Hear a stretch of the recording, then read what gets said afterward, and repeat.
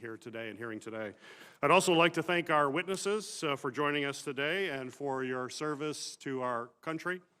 For many Americans, this will be the first opportunity to hear about what happened in the Capitol on January 6th directly from our witnesses.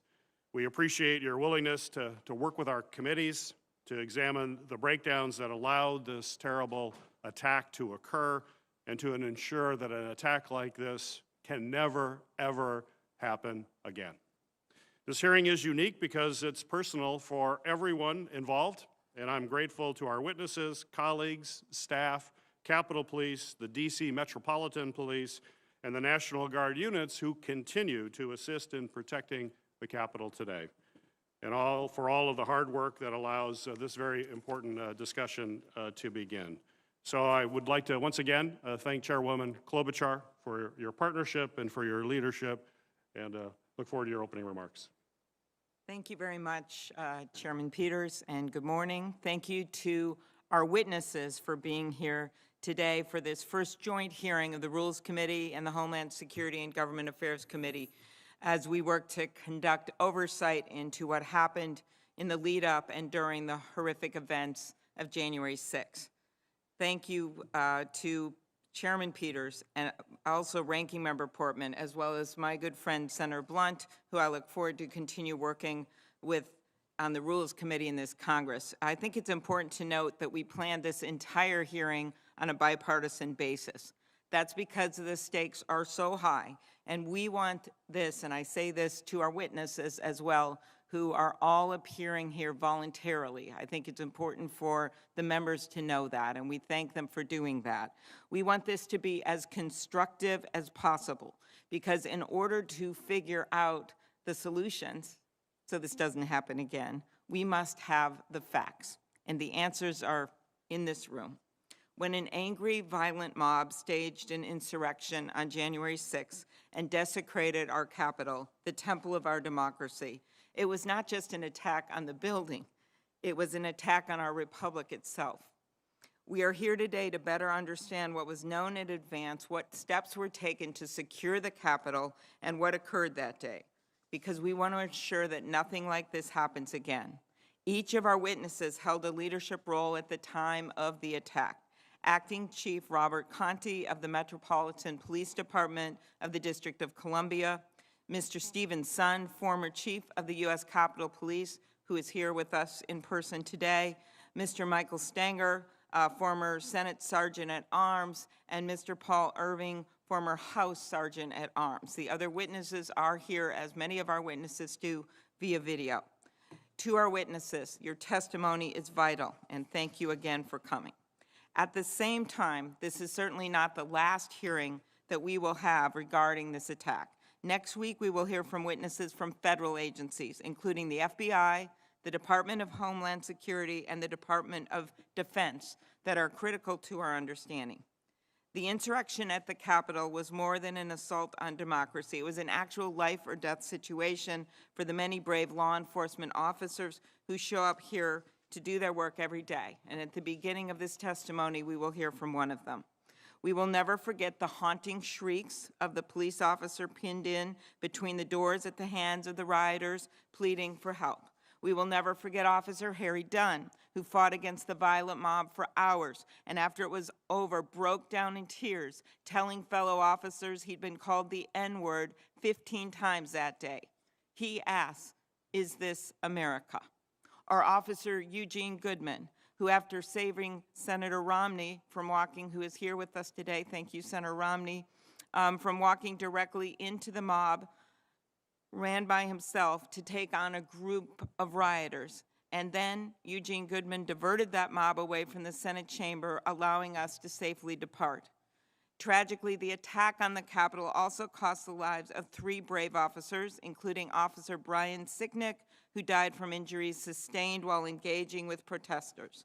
2 other officers died by suicide following the event of January 6th, D.C. Metropolitan Police Officer Jeffrey Smith and U.S. Capitol Police Officer Howard Liebengood. Officer Liebengood, or Howie to those who knew him, worked the Delaware Avenue door of the Russell Senate office building, someone who I've seen at that doorway and who always greeted me and everyone with a warm smile. It has been reported that 140 U.S. Capitol Police officers sustained injuries from defending the Capitol. The courage of these officers will be remembered forever, but there are still many voices that we haven't heard in the stories of January 6, including the many staff who make sure we have food in our cafeteria and water and heat in our building. One janitorial worker hid during the attack in a closet. Another custodial staff member reflected on how terrible he felt when he had to clean up feces and had been smeared on the wall, saying, "I felt bad, I felt degraded."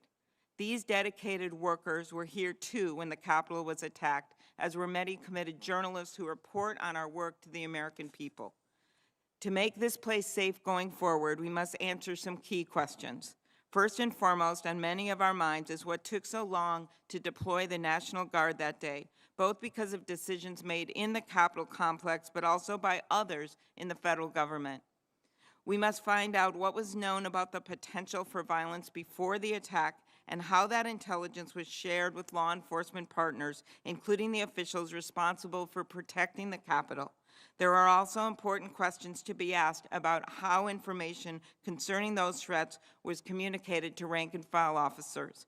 And it's vital that we explore necessary reforms to the structure of the Capitol Police Board, which I know we will hear more about today. We owe it to the 140 Capitol Police officers injured and to all those at the Capitol who continue to suffer the repercussions. We owe it to the officer beaten by the violent rioters because he literally placed his body in the doorway to protect us. We owe it to the officers who lost their lives. We owe it to the American people to figure out how the United States Capitol, the preeminent symbol of democracy around the world, could be overtaken by an angry, violent mob. And we owe it to ourselves, colleagues, to believe enough in our democracy and in the U.S. Senate that despite our political differences, we will be constructive in this hearing today, not just here to make political hay, but be constructive today to figure out what went wrong and what changes we can make to ensure that the Capitol is safe for us and the public going forward. Chairman Peters, Ranking Member Blunt, Ranking Member Portman, and colleagues, for me, the bottom line is that we must get the answers, and those answers are what will give us the solutions. Thank you very much. Thank you, Madam Chair. You know, it's been just over 6 weeks since our nation watched with horror as our Capitol building was breached by domestic terrorists who sought to use violence and intimidation to overturn the results of a free and fair election. This was a shocking assault on our democracy, and it marked one of our nation's darkest days. The United States has stood as a beacon for the world, showing how democracy can thrive. On January 6th, we saw just how fragile many of our most valued democratic principles, including the peaceful transfer of power, is. It's hard to express how deeply grateful we are for the actions our Capitol Police, our sergeants at arms, and other law enforcement agencies do to keep us safe every single day, and especially on that day. Too many of our officers were gravely injured or tragically killed as they bravely fought back the attackers. Chief Conte, we are also indebted to the D.C. Metropolitan Police Department for their valiant efforts to thwart the attack. D.C. Police often provide support to help secure the Capitol, but the officers under your command did not hesitate to come to our aid. We are thankful for the heroic actions of so many who ensured this direct attack on our democracy failed. But there's no question that there were colossal breakdowns in the intelligence gathering and security preparations leading up to the events of January 6th, as well as during the coordination and response efforts once the attack got underway. Our goal today is to begin to understand where those breakdowns and failures occurred, and to determine if there are policy and structural changes Congress must make to prevent a future attack of this nature. In my role on the Homeland Security Committee, I've worked to draw attention to the rising threat of domestic terrorism, including the rise of insidious ideologies of white supremacy, anti-government militias, and now QAnon conspiracies. These ideologies are intertwined in numerous ways, and on January 6, we saw just how quickly they can shift from online communities to committing organized, violent attacks in the real world. But the warning signs were there. Just a few months earlier in my home state of Michigan, law enforcement successfully stopped a plot by anti-government militias to kidnap our state's governor. We've seen an increase in violent crimes over the last decade that are driven by hateful ideologies. And we saw the deadly and tragic consequences on January 6 when the domestic terrorist threat was not taken as seriously as it should have been. This is a systemic and leadership failure on the part of our security officials, from the FBI and Department of Homeland Security to the security leadership on the ground in Capitol, and it must be addressed. Domestic terrorism is not a new threat, but it is an urgent threat. It will require serious focus to ensure that we are doing everything we can to protect the safety and security of all Americans.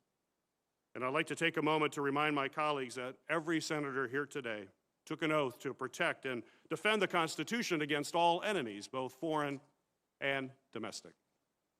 As the committees charged with oversight, strengthening Homeland Security, and maintaining Capitol operations, we have a solemn duty to thoroughly examine the security breakdowns and make needed reforms.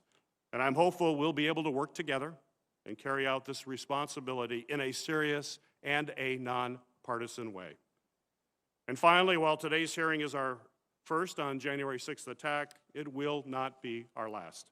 We will continue to seek testimony and information from a range of agencies and officials who were involved in preparing for and responding to the events of the day for the U.S. Capitol and for the entire region. The attack on January 6th was an extraordinary event that requires exhaustive consideration. The American people deserve answers on why their Capitol was breached.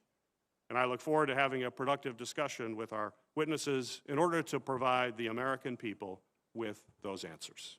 Thank you, Madam Chair. Good. Senator Blunt.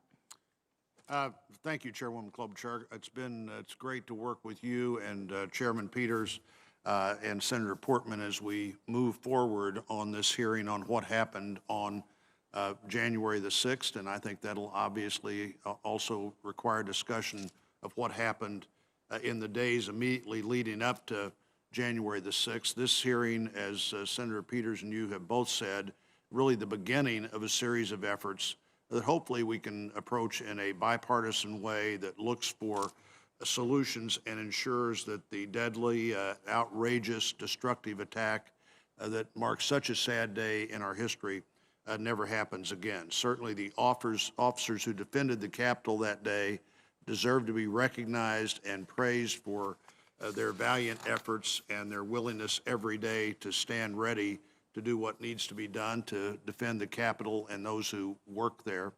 I'm certainly grateful to them. I'm particularly grateful in this instance to the Metropolitan Police Department and their really admirable response to be here quickly, to be here with significant numbers of people in the very short term, and within an hour to have an incredible impact on what was going on here at the Capitol in a positive way. The failures of the day, unfortunately, were of the most serious kind. Senator Klobuchar has already mentioned the 3 officers whose lives were lost and other officers who have really had to deal with this in a significant way. You also have to remember that this was an event where the families of our officers were watching in real time on television in an attack where they're seeing people that mean the entire world to them in this fight for their lives and fight for our lives and the Capitol. 3 of today's witnesses, former House Sergeant-at-Arms Irving, former Senate Sergeant-at-Arms Stenger, and former Chief of the United States Police, Capitol Police Son, were all charged with the protection of the Capitol on January the 6th. We need to hear from them whether it was a failure of imagination of what could go wrong, a failure of intelligence gathering and dissemination, a failure of preparation, which ultimately led to this problem, or maybe a structural failure that just is not designed in a way that it allows us to respond to an immediate crisis, and obviously we need to get that done. I want to hear from Chief Conte of the Metropolitan Police Department to learn about the department's role and frankly to learn how their decision-making process appeared to be so much quicker than the decision-making process we could go through here. I believe it's important for everyone to note that the attacks on January the 6th did not prevent Congress from fulfilling its responsibilities. Both chambers reconvened that evening and finished the certification of the results of the Electoral College. I think Senator Klobuchar and the Vice President and I left the building about 4 a.m. On Friday morning, but we did get our work done where the American people and people all over the world would have expected it to get done. And then on the 20th, we held an inauguration on the same platform that had been stormed 3 weeks earlier and 2 weeks earlier, and carried out one of our most important aspects of our democracy, the peaceful transfer of power. I want to thank my colleagues from both the Homeland Security and Rules Committee for today's hearing, and the staff work that's gone into getting ready for today. Ranking Member Portman. Thank you, Chairman Peters, Chairwoman Klobuchar, Ranking Member Blunt, for the constructive comments this morning. In this business, you often finish like you start, and I appreciate the fact that we're starting this review by taking the politics out of it so we can get to the bottom of what happened. I want to start by expressing my gratitude on behalf of everybody for the men and women of law enforcement, U.S. Capitol Police, Secret Service, National Guard, Metropolitan Police Department, the FBI, and all the law enforcement agencies who put their safety on the line to safeguard democracy on January 6th. As I said on the Senate floor that night, it was thanks to them that Vice President Pence, members of Congress, staff, and the Capitol Complex workforce were protected, and we were able to complete our constitutional duty of certifying the election. It was important, in my view, that we sent a clear message that night to our constituents and to the world that we would not be intimidated, that the mob would not rule here. But that message could not have been delivered without law enforcement securing us and our respective chambers. 7 individuals lost their lives as a result of the Capitol attack, including 2 Capitol Police officers and a D.C. Metropolitan Police Department officer.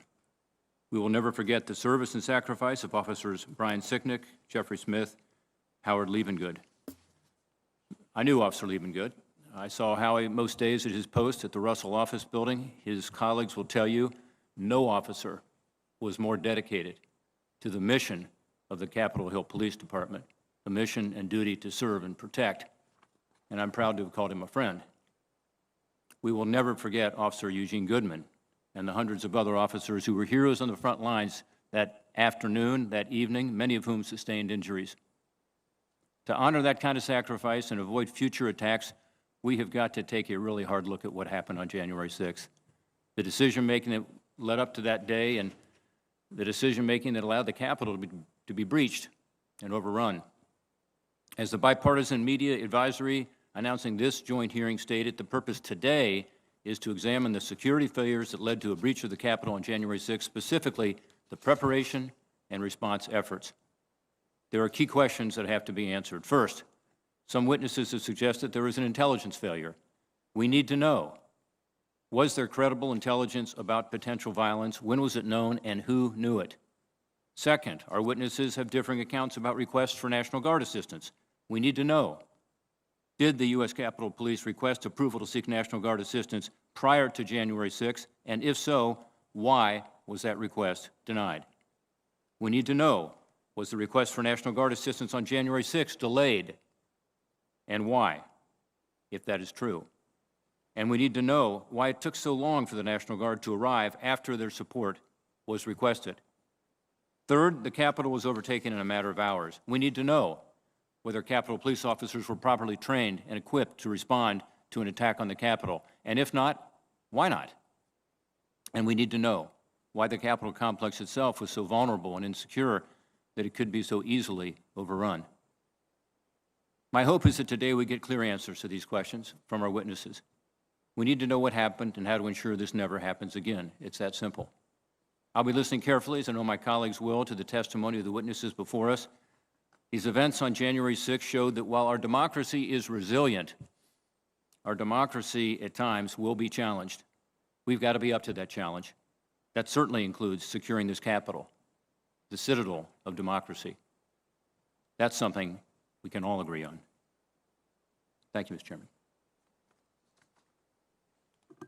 Thank you, Senator Portman. Before I introduce the panel, it's important that we hear from someone. We all believed it was important that we hear from someone who was on the front lines that day. And I'd like to recognize Captain Carnicia Mendoza of the U.S. Capitol Police. Captain Mendoza has been a member of the Capitol Police for almost 19 years with 13 years of leadership experience. She currently serves as a field commander in the Special Operations Division, where her duties include acting as a field commander for significant security incidents. She has served in various divisions within the department, including the Command Center, House Division, and Senate Division. Before she joined the Capitol Police, she served as an active duty soldier in the United States Army, and she has received various awards for her work, including her work on recovery efforts during the Pentagon attack on 9/11. Born and raised in Missouri, Senator Blunt, Captain Mendoza graduated from Park University with a Bachelor of Science in Criminal Justice Administration. She has 2 children. On January 6, she rushed to the Capitol when she heard that her fellow officers needed immediate help and assumed command in the rotunda as she and her colleagues fought to push back the rioters and ultimately drive them out of the building. Captain, thank you for sharing your story today. Thank you. Good morning. Thank you for the opportunity to speak before the committee today, and thank you all for your service to our country. My name is Captain Carnicia Mendoza, and I've served with the United States Capitol Police for 19 years. I take a lot of pride in my job.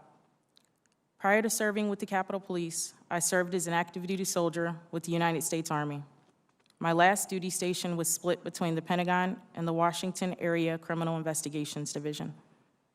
I received various awards from the Army and the Capitol Police, to include an award for recovery efforts during the Pentagon attack. Unfortunately, I didn't save any lives, but there are certain lessons that always stuck with me after 9/11. One of those lessons is knowing the unthinkable is always possible, so be ready. So I always take my job very seriously, as 9/11 is always in the back of my mind. With the Capitol Police, I have served in various operational, administrative, and collateral assignments. I'm currently serving as a captain in the Special Operations Division, where I have various responsibilities to include serving as a field commander and a field force commander for the Civil Disturbance Unit. Throughout my career, I have responded to and managed various critical incidents and events, from congressional and member security-related issues to shootings and armed carjackings. I have served as a CDU field force commander for multiple events, including the November 14th Million MAGA March. In my career, I've been activated to work demonstrations with various controversial groups, and I've been called some of the worst names so many times that I'm pretty numb to it now. As an agency, we have trained for and handled numerous demonstrations. It's something we do on a regular basis, and it's something I've always felt we've excelled at. During the Million MAGA March, multiple white supremacist groups, to include the Proud Boys and others, converged on the Supreme Court along with countergroups. The Civil Disturbance Unit fought hard that day, physically breaking up fights and separating various groups. I literally woke up the next day unable to move due to the pain. On January 6th, we anticipated an event similar to the Million MAGA March that took place on November 14th, where we would likely face groups fighting among one another. Additional civil disturbance units were activated that day. I was working the evening shift and had planned to report in at 3 p.m. I was prepared to work a 16-hour shift and assume field force commanders should the event continue into the evening and overnight shifts. It was approximately 1:30 in the afternoon, I was home eating with my 10-year-old, spending time with him before what I knew would be a long day, when a fellow captain contacted me and told me things were bad and that I needed to respond in. I literally dropped everything to respond to work that day early. I arrived within 15 minutes and I contacted dispatch to ask her what active scenes we had. I was advised things were pretty bad. I asked where assistance was needed and was advised of 6 active scenes. There was an explosive device at the Democratic National Committee building, a second explosive device at the Republican National Committee building, and large hostile groups at different locations outside the Capitol building. I advised the dispatcher I would respond to the DNC since that building was closest to where I was at the time. En route, I heard officers at the Capitol building calling for immediate assistance, so I proceeded past the DNC to the Capitol. As I arrived to the East Front Plaza of the Capitol, I heard an officer yell there was a breach at the rotunda door, and I heard various officers calling for assistance at multiple locations throughout the building. Many of the doors to the building were not accessible due to the size of the crowd. I was able to enter a lower-level door with the assistance of a Capitol Division officer. Once inside the memorial door, I immediately noticed a large crowd of possibly 200 rioters yelling in front of me. Since I was alone, I turned to go back so I could enter another door, but within the few seconds it took me to walk back to the door I entered, there were already countless rioters outside the building banging on the door.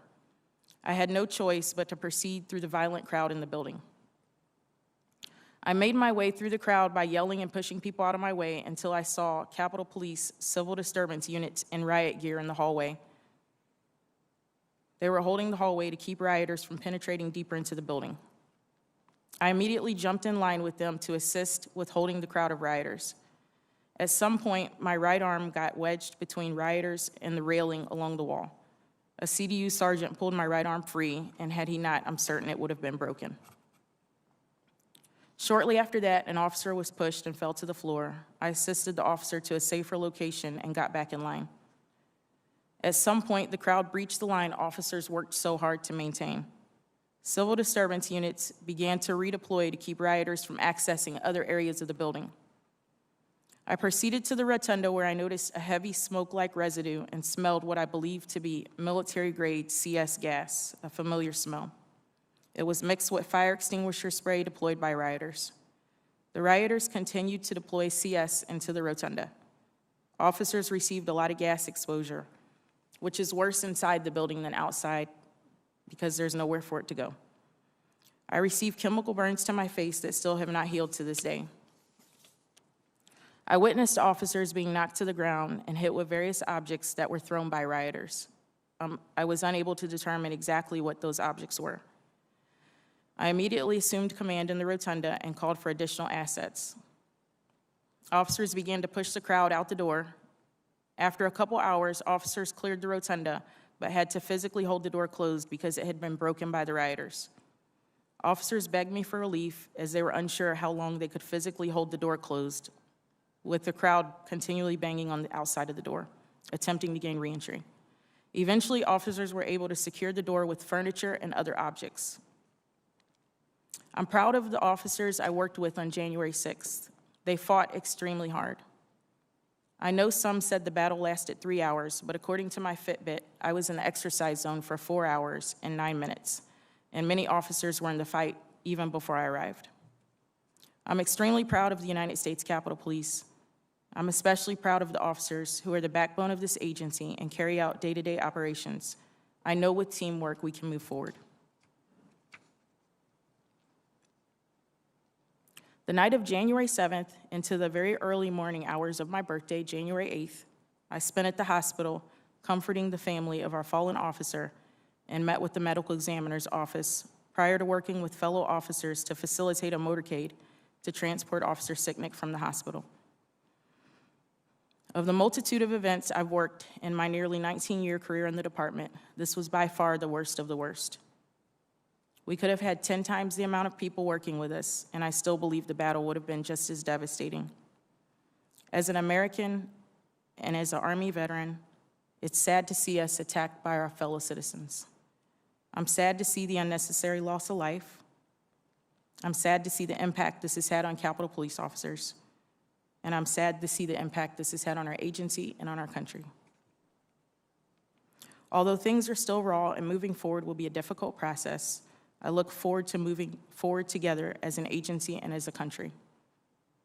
In closing, I want to honor Chief Sun's leadership.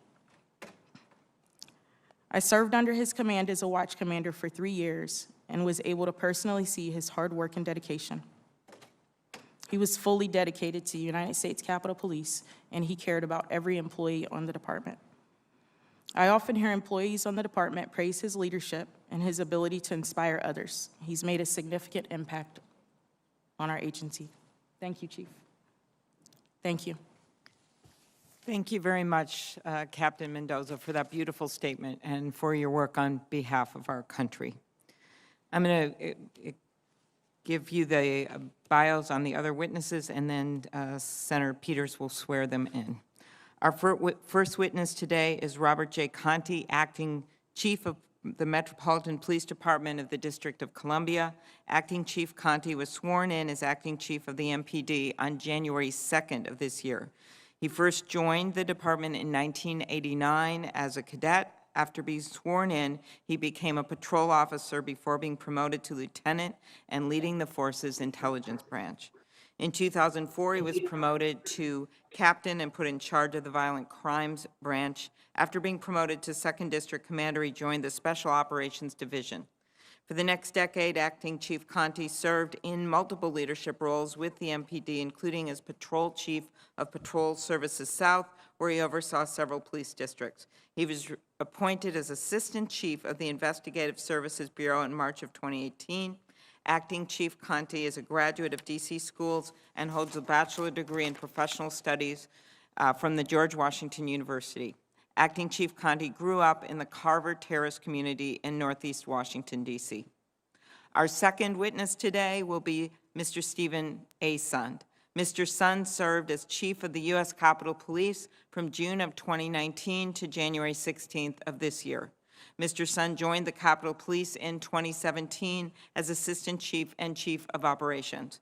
Prior to joining the USCP, he spent nearly 25 years with the Metropolitan Police Department, where he started out as a patrol officer in 1990. From 1999 to 2006, he served as MPD's Special Operations Division and helped plan several major events, including the 2001 and 2005 presidential inaugurations. After joining the MPD's Homeland Security Division, he rose through the ranks to become commander of the Special Operations Division in 2011. As commander of the Special Operations Division, he served as lead planner for both the 2009 and 2013 presidential inaugurations and many other national security special events. He received his Bachelor and Master of Science degrees from Johns Hopkins and his Master of Arts in Homeland Security from the Naval Postgraduate School. Our third witness will be Mr. Michael Stanger, former Senate Sergeant at Arms, who served in that capacity from April of 2018 through January 7th of this year. He joined the Senate in 2011 as Assistant Sergeant at Arms for the Office of Protective Services and Continuity. He has also served as Chief of Staff of the Sergeant at Arms and as Deputy Sergeant of Arms. Prior to joining the Sergeant at Arms office, he was a 35-year veteran of the United States Secret Service, where he served in many roles, including as the Special Agent in charge of the Washington Field Office. Immediately before joining the Senate, he served as Assistant Director of the Office of Government and Public Affairs for the Secret Service. He graduated from Fairleigh Dickinson University. He is also a veteran, having attained the rank of captain in the U.S. Marine Corps. Our final witness today is Mr. Paul Irving. Mr. Irving served as a Sergeant at Arms at the U.S. House of Representatives from January of 2012 through January 7th of this year. He joined the United States Secret Service in 1983 after briefly serving with the FBI. He served as head legal instructor for constitutional law and criminal procedure at the Secret Service Training Academy before joining the Presidential Protective Division during the George H.W. Bush and Clinton administrations. Following his White House service, he served as the Assistant Director for Congressional Affairs, Assistant Director for Government Affairs, Assistant Director for Homeland Security, and Assistant Director for Administration for the Secret Service. He retired from the Secret Service in 2008 as Assistant Director and worked as a private security consultant until his appointment as House Sergeant at Arms in 2012. He is a graduate of the American University and Whittier Law School. I want to thank our witnesses for appearing voluntarily today, and I look forward to your testimony. It is the practice of the Homeland Security and Governmental Affairs Committee to swear in witnesses. So if the witnesses would stand, including those joining us virtually, and raise your right hand. Do you swear that the testimony you will give before this committee shall be the truth, the whole truth, and nothing but the truth, so help you God? I do. Thank you. May all be seated.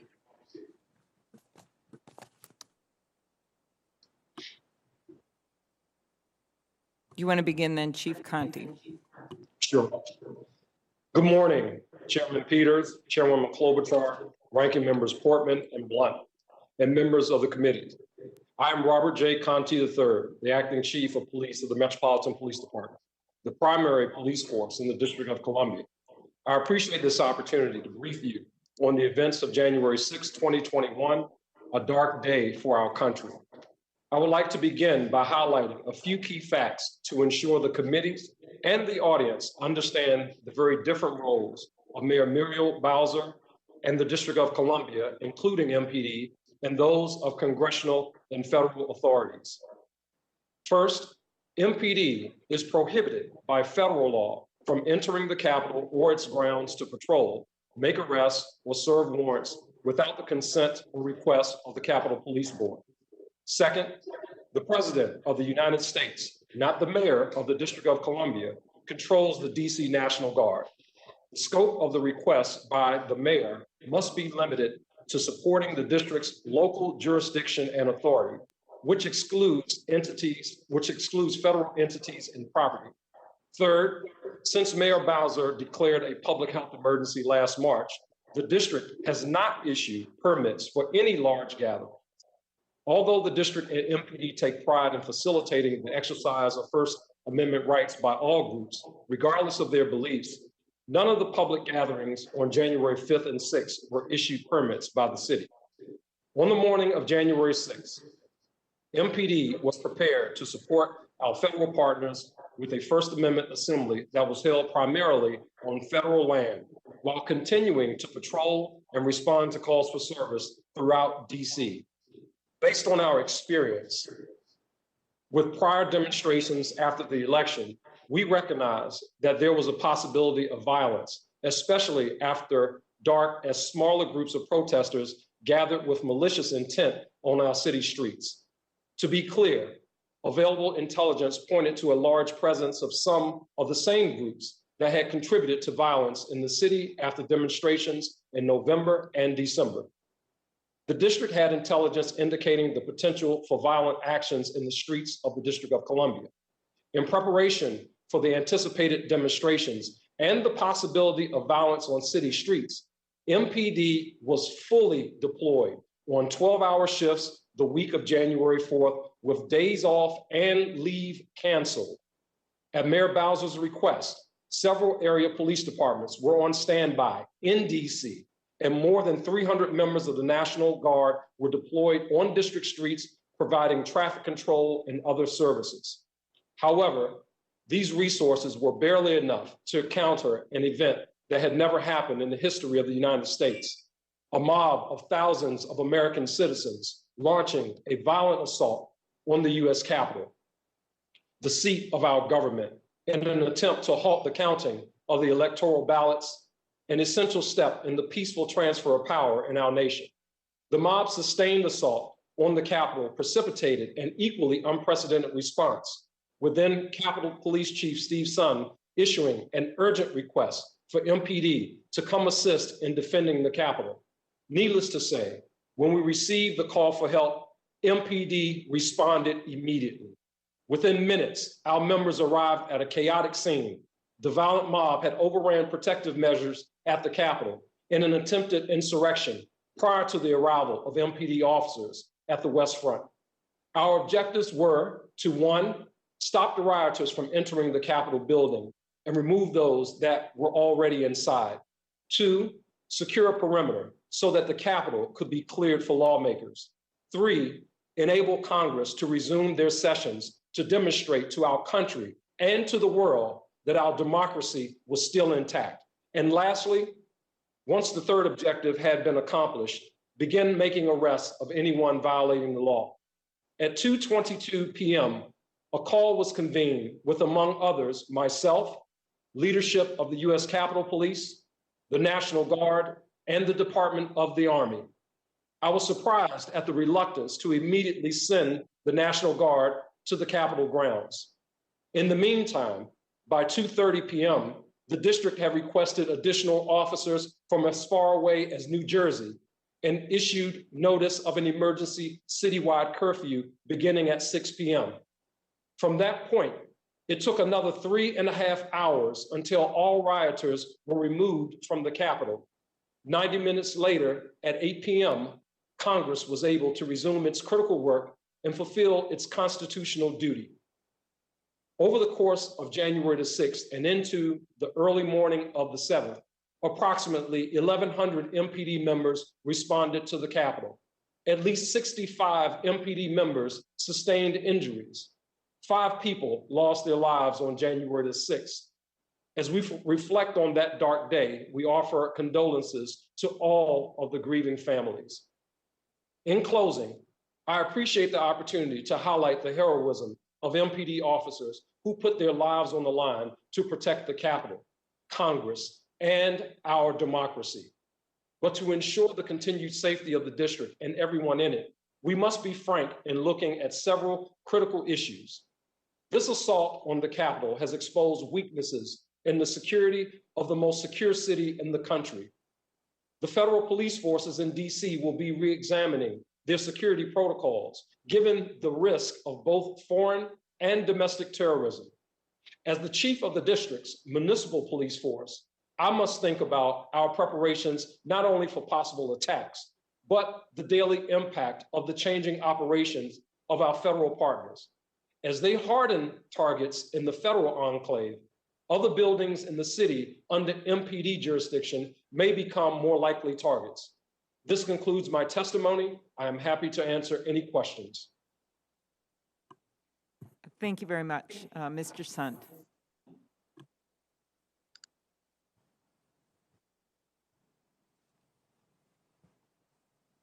Good morning, Chairwoman Klobuchar, Ranking Member Blunt, Chairman Peters, and Ranking Member Portman. Thank you for allowing me the opportunity to testify before your two committees regarding the attack on the United States Capitol that occurred January 6th. I have been in policing for almost 30 years. The events I witnessed on January 6th was the worst attack on law enforcement and our democracy that I have seen in my entire career. I witnessed insurgents beating police officers with fists, pipes, sticks, bats, metal barricades, and flagpoles. These criminals came prepared for war. They came with their own radio system to coordinate the attack and climbing gear and other equipment to defeat the Capitol's security features. I am sickened by what I witnessed that day. Our officers fought valiantly, using batons, shields, chemical munitions, and pepperball guns to hold back the attackers. Capitol Police and responding law enforcement agencies showed tremendous restraint by not using their firearms, which would have likely led to a more chaotic situation and a possible mass casualty incident.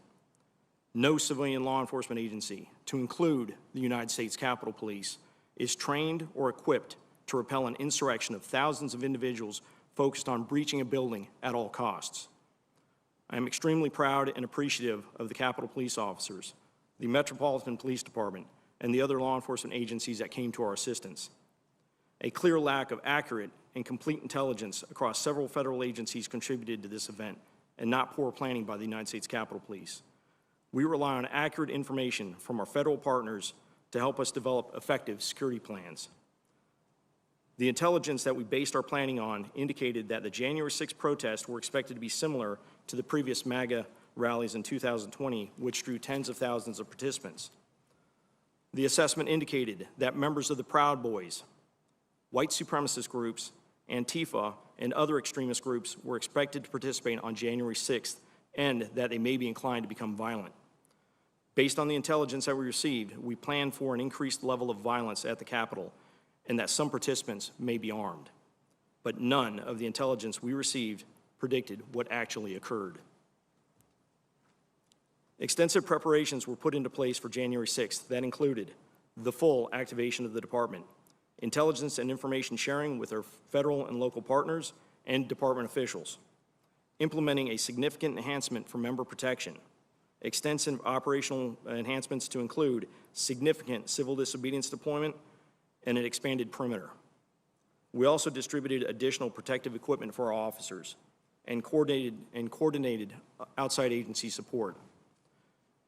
As recent as Tuesday, January 5th, during a meeting I hosted with my executive team, the Capitol Police Board, and a dozen of the top law enforcement and military officials from D.C., no entity, including the FBI, provided any new intelligence regarding January 6th. It should be also noted that the Secretary of Homeland Security did not issue an elevated or imminent alert in reference to the events at the United States Capitol on January 6th. We properly planned for a mass demonstration with possible violence. What we got was a military-style coordinated assault on my officers and a violent takeover of the Capitol building.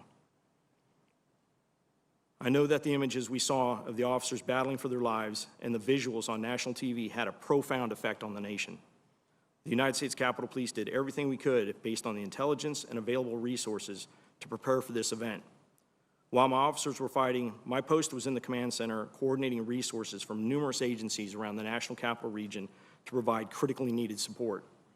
I was also briefing the 2 sergeant-at-arms and working on establishing accountability and priorities for the incoming resources. As Capitol Police and outside resources began to reestablish the security perimeter, I responded to the Capitol building to personally evaluate the situation and brief the sergeant-at-arms and leadership. I acknowledge that under the pressure of an unprecedented attack, a number of systems broke down.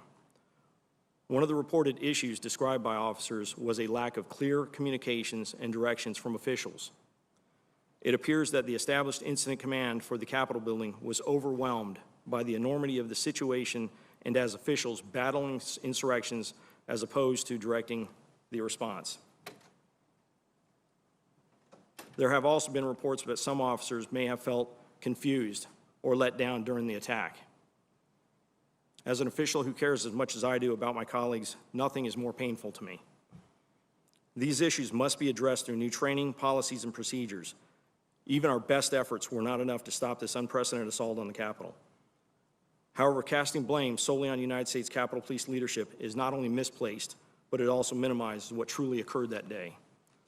The focus going forward needs to be on the efforts to improve intelligence and the coordination of security measures between all involved agencies. Hopefully, this will be part of the focus of an independent after-action committee to look at all aspects of the January attack on our nation's Capitol. In closing, I want to again recognize the heroic efforts of the Capitol Police officers, who on January 6th, outnumbered and against the odds, successfully carried out their mission to protect the members of Congress and the legislative process. I couldn't have been more proud to be part of their team and the USCP mission. I'm available to answer any questions you may have. Thank you. Thank you, Mr. Sund. Mr. Stanger. Chairwoman Klobuchar, Chairman Peters, Ranking Member Blunt, and Ranking Member Portman. The National Capital Region is a unique environment for law enforcement. The U.S. Capitol Police, in conjunction with the sergeants at arms, work to provide security of the Capitol complex and its population. But there is a shared responsibility with other law enforcement groups within the region. Sharing of information and resources is paramount for success. Once assuming the position of the Senate Sergeant at Arms, enhancement of the working relationship between my office and U.S. Capitol Police had been a priority. I am a proponent of the concept of intelligence-led policing. This methodology can be used in assessing threats to individual members as well as threats to the campus. As in all intelligence operations, it is only as good as the analyst assessing it. And that assessment is then placed in the appropriate hands to take steps in order to mitigate any threats. We have to be careful of returning to a time when possibility rather than probability drives security planning. Well, the events of January 6th certainly reveal that a review of intelligence should be done. Returning to the concept of possibility driving security operations may result in poor use of resources. This is the constant give and take of security planning. There is an opportunity to learn lessons from the events of January 6th. Investigations should be considered as to the funding and traveling what appears to be professional agitators. First Amendment rights should always be considered in conjunction with these investigations. Law enforcement coordination in the National Capital Region should be reviewed to determine what can be done in a more efficient and productive manner. Intelligence collection and dissemination, training, and concepts on the use of force must be consistent. This integration should be accomplished without regard to self-interest and cost. In conclusion, whenever you prepare for a major event, just always consider the possibility of some level of civil disobedience at these demonstrations and plan accordingly. Events of January 6th went beyond disobedience. This was a violent, coordinated attack with a loss of life could have been much worse. This concludes my prepared remarks. Thank you, Mr. Stenger. Mr. Irving. Chairman Peters, Chairwoman Klobuchar, Ranking Member Portman, Ranking Member Blunt, and distinguished members of the committees. Thank you for the opportunity to appear before you today. There's been a lot of press reporting about me, not all of it accurate, and I appreciate the opportunity to address some of that today. My name is Paul Irving, and I served as the Sergeant at Arms for the House of Representatives for the past 9 years.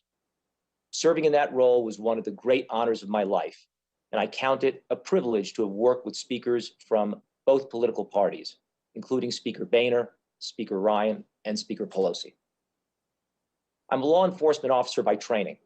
My professional career started more than 40 years ago as an intern at the Department of Justice, and then as a clerk at the FBI. I later became a special agent at the Secret Service, where I worked on 2 different presidential protection details and ultimately rose to the rank of assistant director. Like you, I am profoundly saddened by the events of January 6th. The entire world witnessed horrific acts of violence and destruction carried out by our very own citizens against the global symbol of democracy, our seat of government. I am particularly saddened by the loss of life, which included 3 officers. My heart goes out to all the families that lost a loved one. We began planning for the protests of January 6th in December 2020.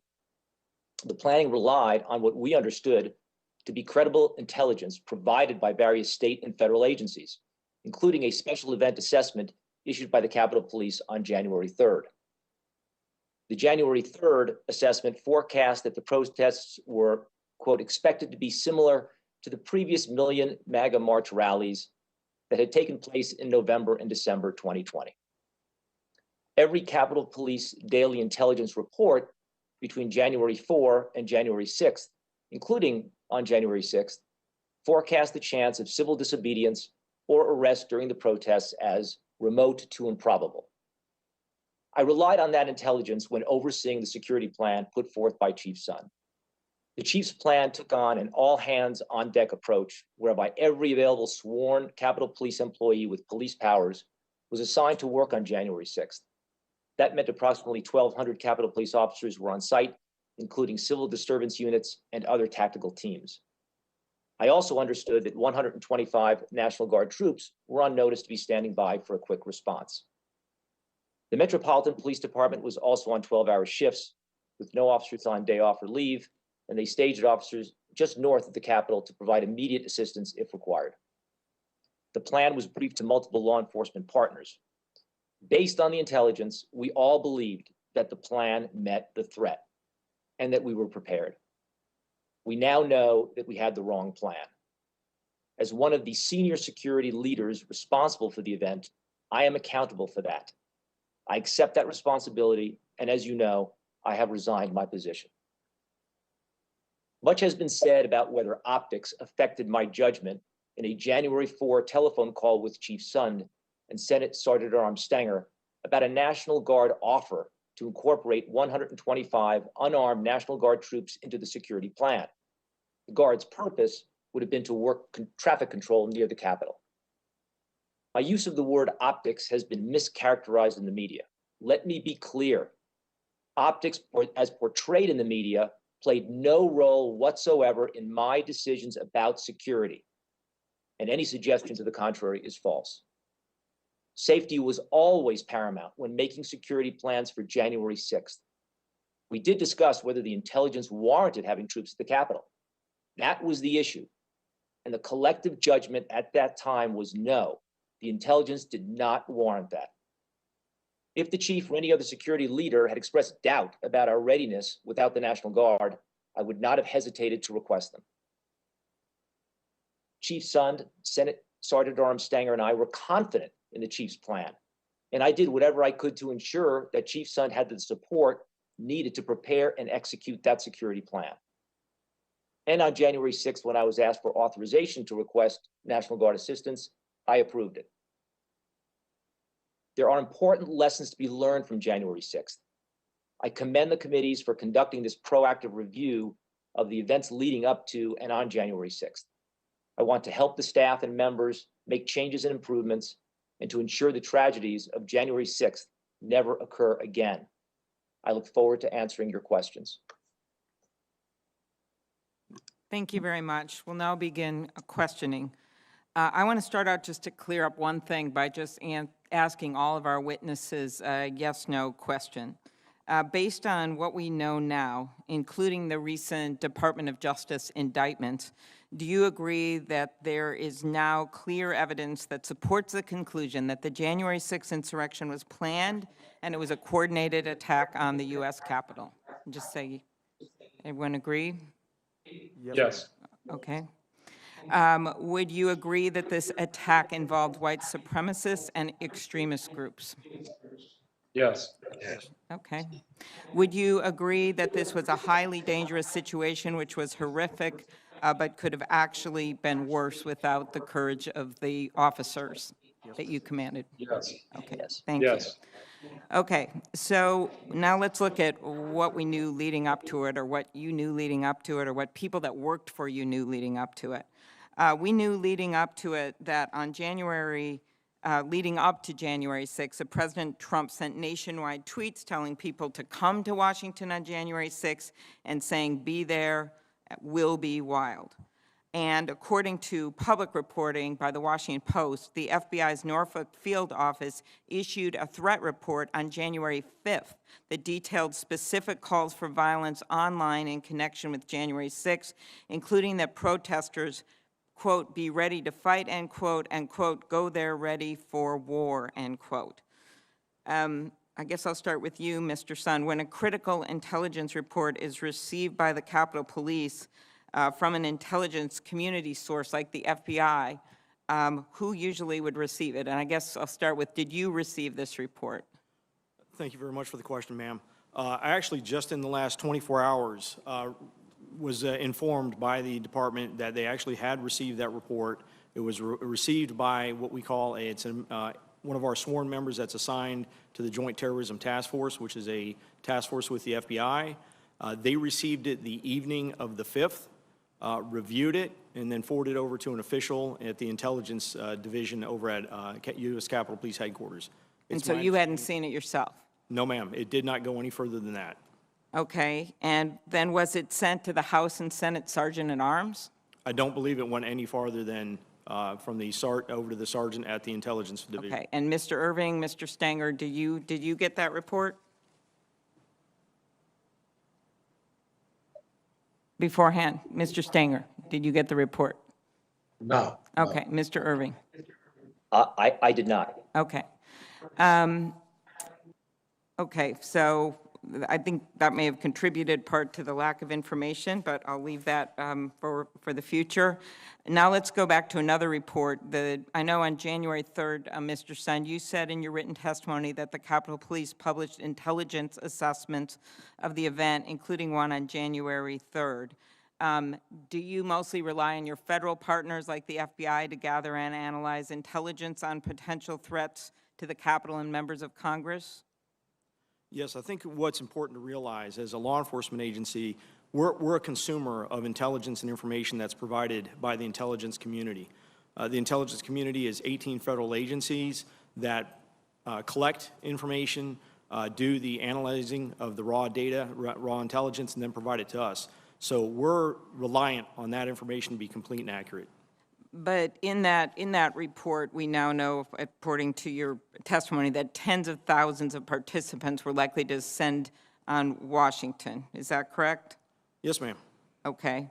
And the January 3rd memo, according to the Washington Post, made clear that supporters of President Trump see January 6th as the last opportunity to overturn the results of the presidential election, and that, quote, this sense of desperation and disappointment may lead to more of an incentive to become violent. Is that correct? Yes, it is, ma'am.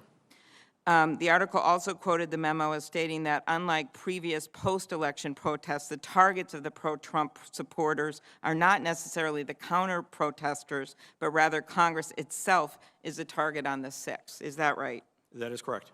And did you have any indication that many of these protesters might arrive armed or that members of extremist groups might be there?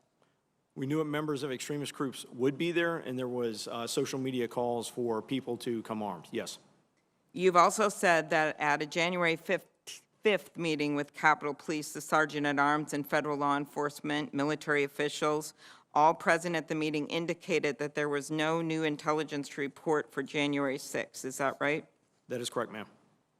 But your testimony states that the Capitol Police took a number of steps after these assessments, like what you said was the largest number of civil disturbance unit platoons possible, increasing dignitary protection coverage, coordinating with the D.C. police, and ordering all hands-on-deck status for Capitol Police. Is that right? That is correct, ma'am. We took extensive efforts to prepare for the events based on the information, much of which you just reviewed, yes. Okay, good. So if the information was enough to get you to do that, why didn't we take some additional steps? Why didn't you and others involved to be better prepared to confront the violence? We expanded our perimeter. When we expanded the perimeter, again, we knew there was going to be some maybe limited violence, but we did. We expanded the perimeter. We took a number of steps to outfit our personnel with additional hard gear. We developed a plan for if we had protesters that may be armed. And that was one of the reasons, the expanded perimeter and the heightened risk, that I went to the Sergeant-at-Arms and requested the National Guard. But now you realize it wasn't enough, those security measures. Is that right? Well, that is, you know, hindsight being what it is. I mean, you look around the Capitol right now and you see the resources that were brought to bear based on the information we now know from January 6th. Okay. Mr. Sun, you stated in your written testimony that you first made a request for the Capitol Police Board to declare an emergency and authorize National Guard support on Monday, January 4th, and that request was not granted. That is correct, ma'am. Your testimony makes clear that the current structure of the Capitol Police Board resulted in delays in bringing in assistance from the National Guard. Would you agree with that? That's one of the things we want to look at. Yes, ma'am. Okay. Do you think that changes are needed to make clear that the Capitol Police Chief has the authority to call in the National Guard? I certainly do. I think in exigent circumstances, there needs to be a streamlined process for the Capitol Chief of Police, for the Capitol Police to have authority. Okay. And Mr. Stanger, do you think that reforms are needed to the structure of the Capitol Police Board to make that clear? I think a review of the Capitol Police Board and their statutory authority is probably would be a good time to do this now. There's a lot of statutes out there in the Capitol Police Board that go back many, many years. Things have changed, and it's probably to make the board a little bit more nimble. It's probably not a bad time and an idea to take a look at what's there. It's probably an understatement with what happened, but thank you. Mr. Irving, your views? I would certainly agree with both Chief Sund and Michael Stanger. I think a review would certainly be warranted at this time of the Capitol Police Board. Mr. Sund, your written testimony states that you had no authority to request the assistance of the National Guard without an emergency declaration of the Capitol Police Board. On what rule, regulation, or authority did you base that view? I'd have to go back and look the specific rule, but it's a standing rule that we have. I cannot request the National Guard without a declaration of emergency from the Capitol Police Board. It's kind of interesting because it's very similar to the fact, I can't even give my men and women cold water on an excessively hot day without a declaration of emergency. It's just a Okay. process that's in place. And to be clear, apart from the Capitol Police Board, you also faced delays in getting authorization to bring in the National Guard from the Department of Defense. Is that correct? We'll be hearing from them next week. Yes, ma'am, that is correct. Would you agree that there were serious issues at the Pentagon that contributed to the fact that Guard troops did not arrive at the Capitol until about 5:40 that day, after most of the violence had subsided? I don't know what issues there were at the Pentagon, but I was certainly surprised at the delays I was hearing and I was seeing. Okay, very good. And my last question, just as of all of you, in addition to the reforms of the police board, which are very clear need to be made, any other suggestions that wouldn't involve classified information you have for us, Mr. Sund? As reference to some of the recommendations, I would look at, again, one of the big things that I think was a contributing factor to this was intelligence. I think as you meet with the intelligence community and law enforcement in the intelligence community, we have a very good relationship. I think the aperture just needs to be opened up a little bit farther. Like Chief Conte had mentioned, January 6th was a new day. It was a change of what threat we face, and I think getting them to open the aperture and looking a little bit harder. And I think internally, looking at some of our policies, procedures, our processes for how we handle special events, how we handle incident command, was stuff we can do. And then looking at physical security of the building and the grounds, I think is going to be critical. I know a lot of people have talked about, the fencing, the open environment. I understand, and I know that goes way back, and members of Congress like the open environment. I think there are ways to develop a more secure campus while keeping an open environment, but I'll leave that for more classified or restricted hearings. Okay, thank you. Anything you would add in addition, just any other thing you'd add in addition to what the former police chief laid out here, Mr. Stenger? I would be very supportive of those areas that the chief mentioned. I think he's right on the money there. I think there's maybe another area of use of force that probably needs to be coordinated better in the region here. But certainly intelligence needs to be taken a look at as to how Okay. it works. We have a lot of people that we've ramped up since 9/11. And I think maybe it's time to take a look at how efficient it is on the gathering of intelligence and the collection of intelligence. Okay. Thank you. I'm going to allow my colleagues to ask that same question of you, Mr. Irving, and you, Chief Conte, because I've gone over my time. Thank you. Thank you, Madam Chair. Mr. Sund, you've made or brought up the issue of intelligence throughout your testimony and the gaps that were there and how we need to strengthen the intelligence. But I was struck by the fact that you said the FBI report, and my understanding is that report had some fairly specific information that was troubling. That you said that report did get sent to the Capitol Police, that it went to the folks in the Intelligence Department, but then you were not aware of it, which raises a really big question. It's something coming in like that right before an event that I think is significant. It does not get to operational commanders who are there to deal with it. How can that happen? How can you not get that vital intelligence on the eve of what's going to be in a major event? Well, thank you, sir. I know that's something that's going to be looked at. I think that information would have been helpful to be aware of. Again, looking at the information for the first time yesterday, it is strictly raw data. It's raw intelligence information that has come in, seen on a social media post. Lots of people postings on social media that need to be, corroborated and confirmed. So it's coming in as raw data. So please keep that in mind. But I agree that's something we need to look at. What's the process and how do we streamline that information getting to where it needs to go? Well, I understand it's raw data, but it's the eve of the event. You're not going to have time to do the kind of analysis that you would normally like to do. That is information that has to get to you. So that's clearly a major problem. And My question is also related to the report that was put out by Capitol Police, by your intelligence folks on January 3rd.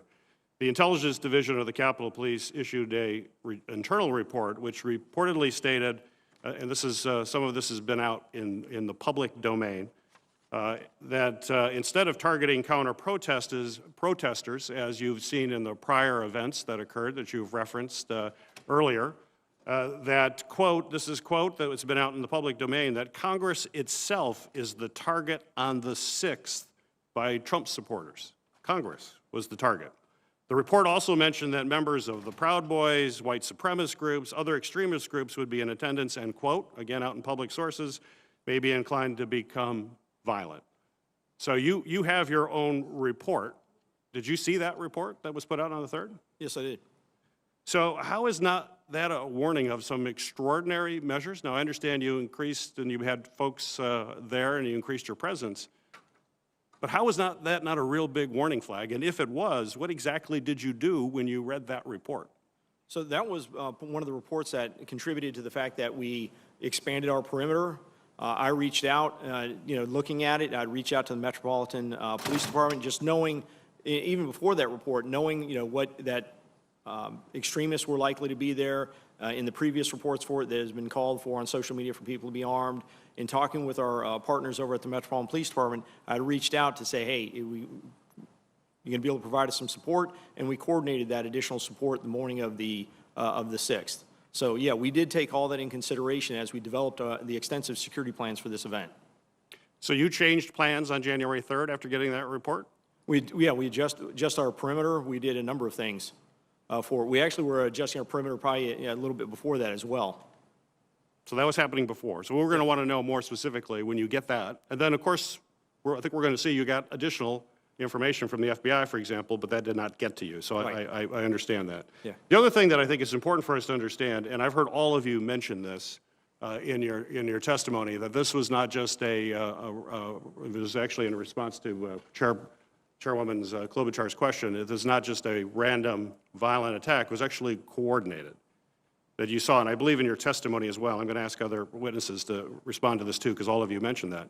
How do you define coordinated? What did we actually see from these folks that leads you to believe that it was coordinated? And I think in your testimony now you just mentioned military-style coordination. So that would mean command and control. It would mean understanding the layout of the Capitol. It may mean knowing the internal operations of defense perimeters, of folks that are engaged. Talk to me, what did you see that leads you to believe that this was a coordinated attack? And I would like our other witnesses to engage in that as well. Yeah, I'm able to provide you a quick overview of why I think it was a coordinated attack. One, these people came specifically with equipment. You're bringing climbing gear to a demonstration. You're bringing explosives. You're bringing chemical spray, such as what Captain Mendoza had talked about. You're coming prepared. The fact that the group that attacked our West Front, attacked our West Front approximately 20 minutes before the event over at the Ellipse ended, which means they were planning on our agency not being at what they call full strength, watching the other event, saying, hey, that event's ending, okay, everybody get on post, they're going to be marching our way, knowing that we may not be at full strength at that time. And then also the fact that we were dealing with 2 pipe bombs that were specifically, set right off the edge of our perimeter to, what I suspect, draw resources away. I think there was a significant coordination with this attack. Anyone else? Chief Conte, I think you also believed it was a coordinated attack? Oh, absolutely. My view is from the day of the incident. I think there were hand signals that were being used by several of the insurrectionists. There was radio communication by several individuals that were involved. The coordinated use of chemical munitions to include bear spray by several people that were out there. I certainly believe it was coordinated. To Chief Sun's point regarding the placement of the pipe bombs in the areas, their discovery prior to this event, all of those things. And plus, adding to that, what we know in hindsight now, as a result of the ongoing investigation that's being handled by the FBI, as they continue to scrub social media, I think we're learning more and more and more that this was clearly a coordinated effort. Real quick, Mr. Irving, and then I'll ask another question real quick, Mr. Irving. Based on the information provided by Chief Conte and Chief Sund, I would agree the evidence would indicate a coordinated attack. So we're looking at folks that were coming out in intelligence reports, that groups like the Oath Keepers, Proud Boys, others that were engaged, these violent extremist groups, which we clearly need to collect more intelligence on. It'll be the subject of another hearing that we will do regarding this. But if you look at what the DOJ is now prosecuting, 200 federal cases. The FBI has linked at least 40 to extremist groups, 59 to other defendants that have connections on social media to violent or extremist rhetoric, conspiracy theories. This is clearly an area that we've got to focus on as to why did we not have more information about these groups that were coming here planning, and usually you leave a trail when you're planning. Either that or you're real sophisticated using encrypted devices and other things, but those are things that we're going to have to be looking at. Clearly, the National Guard presence was critical. I know you're going to get a lot of questions related to that, but Chief Conte, in my remaining time, just a question. Yeah, and you mentioned this in your testimony, but in an earlier statement, Chief, you stated that you were stunned by quote, the tepid response of the Army officials in response to Chief Sund's request for assistance while the violent siege was escalating. Clearly, here we got a coordinated attack. All of you saw this immediately the way they were doing. I can imagine the conversations with the National Guard. And Chief, you were stunned by the tepid response. Could you clarify that and tell us exactly how those conversations went? Yeah, so just after, sometime after 2:00 p.m., I had left the west front of the Capitol after initially being at the scene, assessing what was going on, looking at just how violent, looking at the violent actions that were taking place. Shortly thereafter, there was a phone call that was convened between several officials. Chief Sund was on the call, literally pleading there were several Army officials that were on the call. I don't know all by name who were on the call. Several officials from district government that were on the scene. Chief Sund was pleading for the deployment of the National Guard. And in response to that, there was not an immediate yes. The National Guard is responding. Yes, the National Guard is on the way. Yes, the National Guard are being restaged from traffic posts to respond. The response was more asking about the plan. What was the plan for the National Guard? The response was more focused on, in addition to the plan, the optics, how this looks with boots on the ground on the Capitol. And in my response to that was simply, I was just stunned that, I have officers that were out there literally fighting for their lives. And, we're kind of going through, what seemed like an exercise to really check the boxes. And there was not an immediate response. When I asked specifically, Chief Sund, was he requesting the National Guard, and was that request being denied? The response was no, we're not. From the U.S. Department of the Army was no, we're not denying the request. But they were concerned. They did have concerns. So I was just stunned at that response. Thank you. Senator Blunt.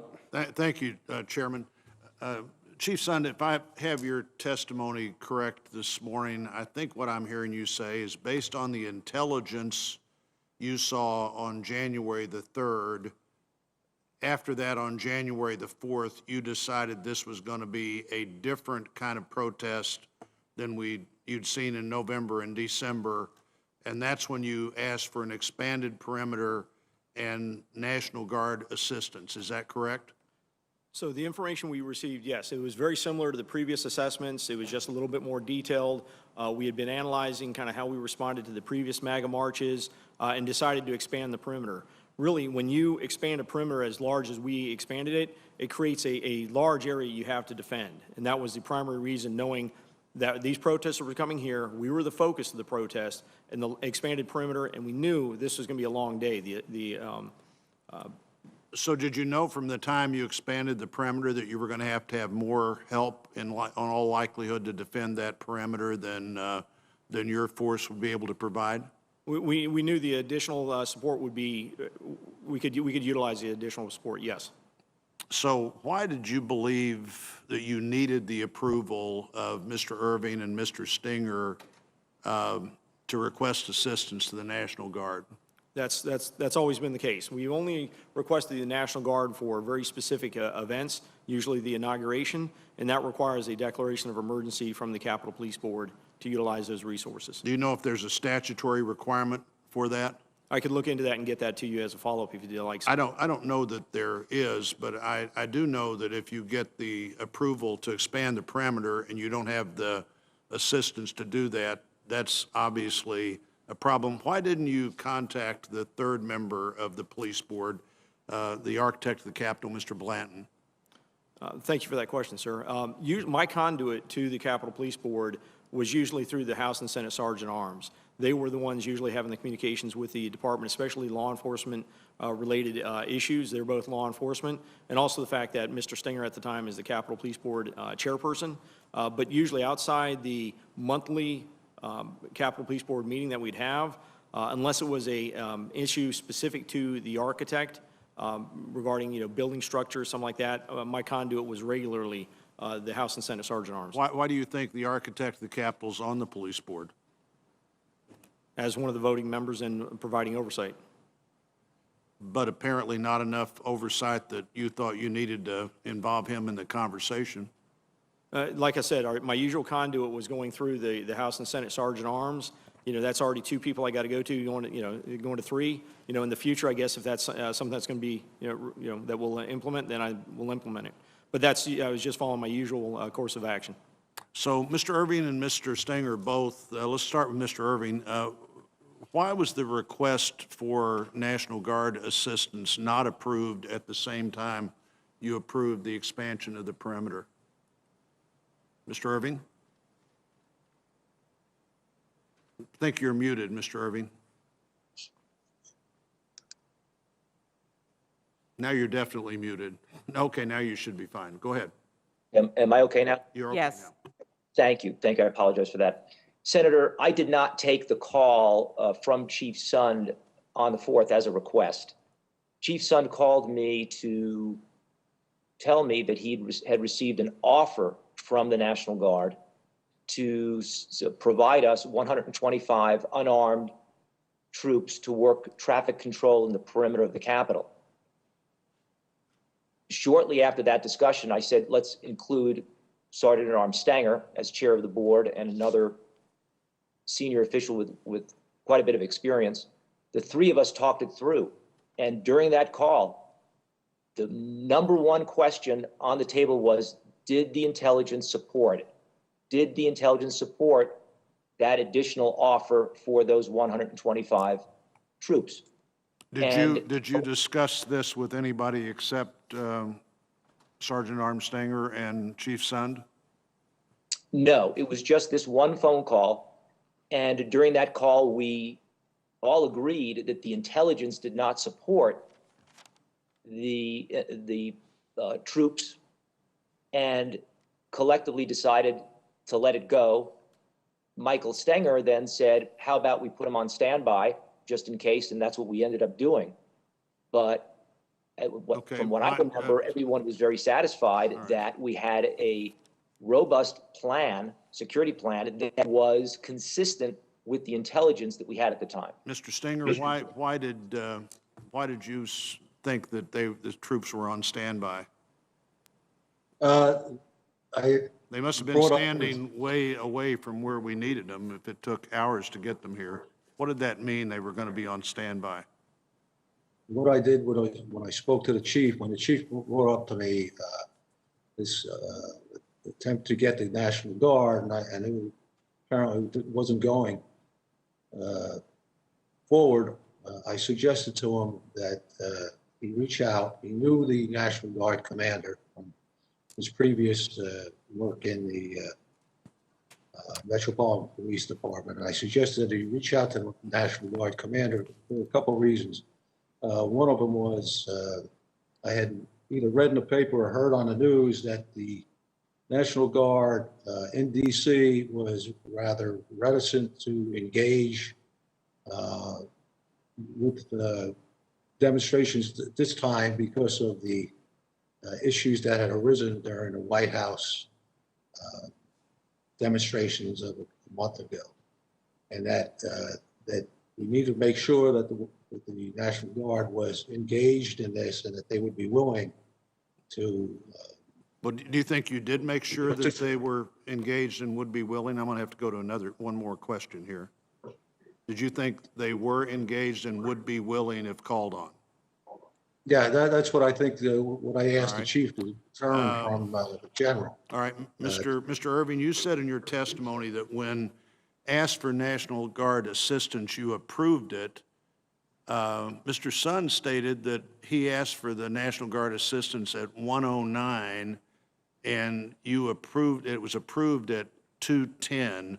Why would it take an hour to approve National Guard assistance on your part in that moment of crisis? Mr. Irving. Senator, from my recollection, I did not receive a request for approval for National Guard until shortly after 2 p.m.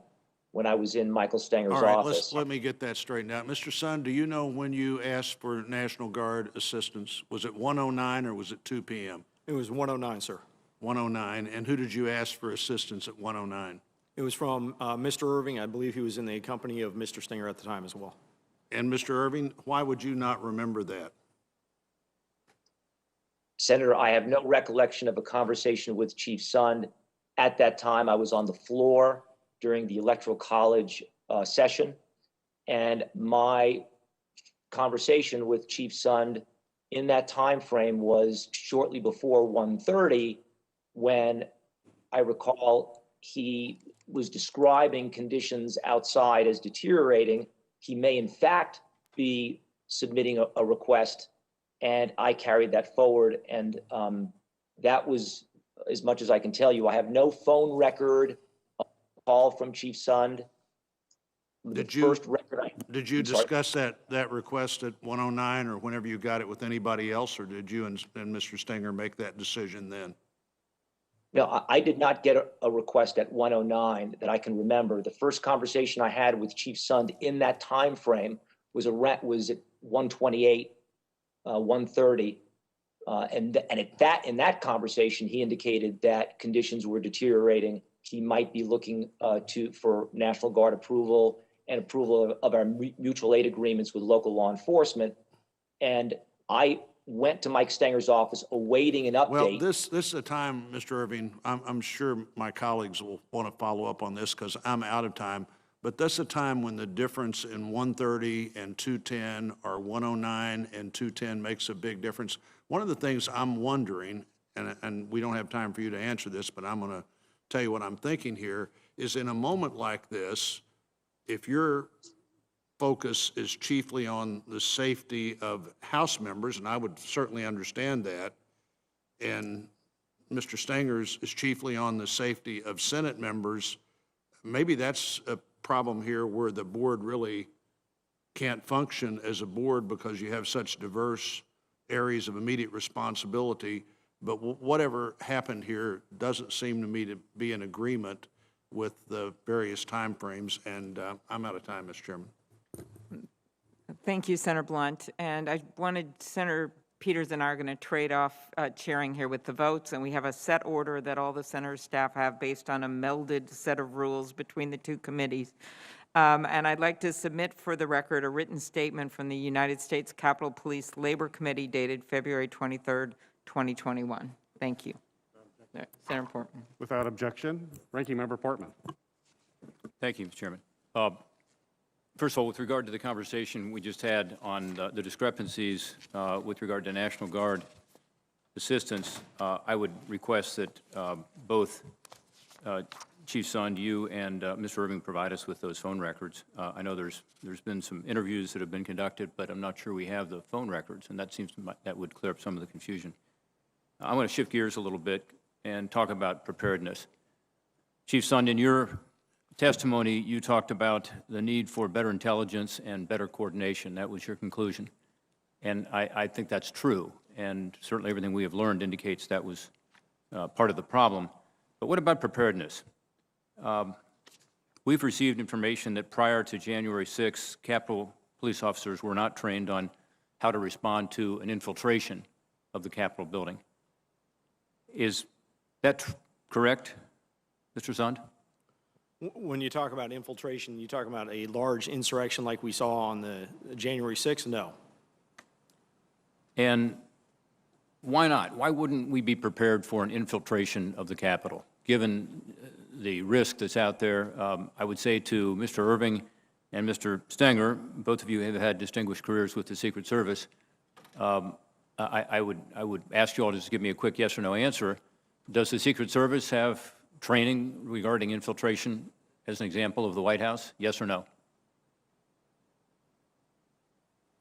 Mr. Stenger? Mr. Irving? Senator? I'll take that as a yes. If it's a Yes. no, okay. Mr. Stenger, are you a yes also? Yes. Okay. Well, it seems obvious that you would have training on responding to an infiltration. So I think if nothing else comes out of this process, we've got to figure out how to deal with, again, the real danger that is out there, and it seems to me the intelligence reports, but also just the previous demonstrations would indicate a need for that kind of training. Let me ask you about something else, if I could, Mr. Sun, and that has to do with the U.S. Capitol Police officers that I saw on video and the world saw fighting against this attack in street uniforms or soft uniforms. Many of them did not have riot gear. I'm told, by contrast, D.C. Metropolitan Police Department provides all of its officers with such gear, including helmets, shields, gloves, gas masks. Having seen those incredibly disturbing videos and photographs of your brave officers attempting to hold the line to defend the Capitol without that kind of riot gear, are all Capitol Police officers outfitted with riot gear?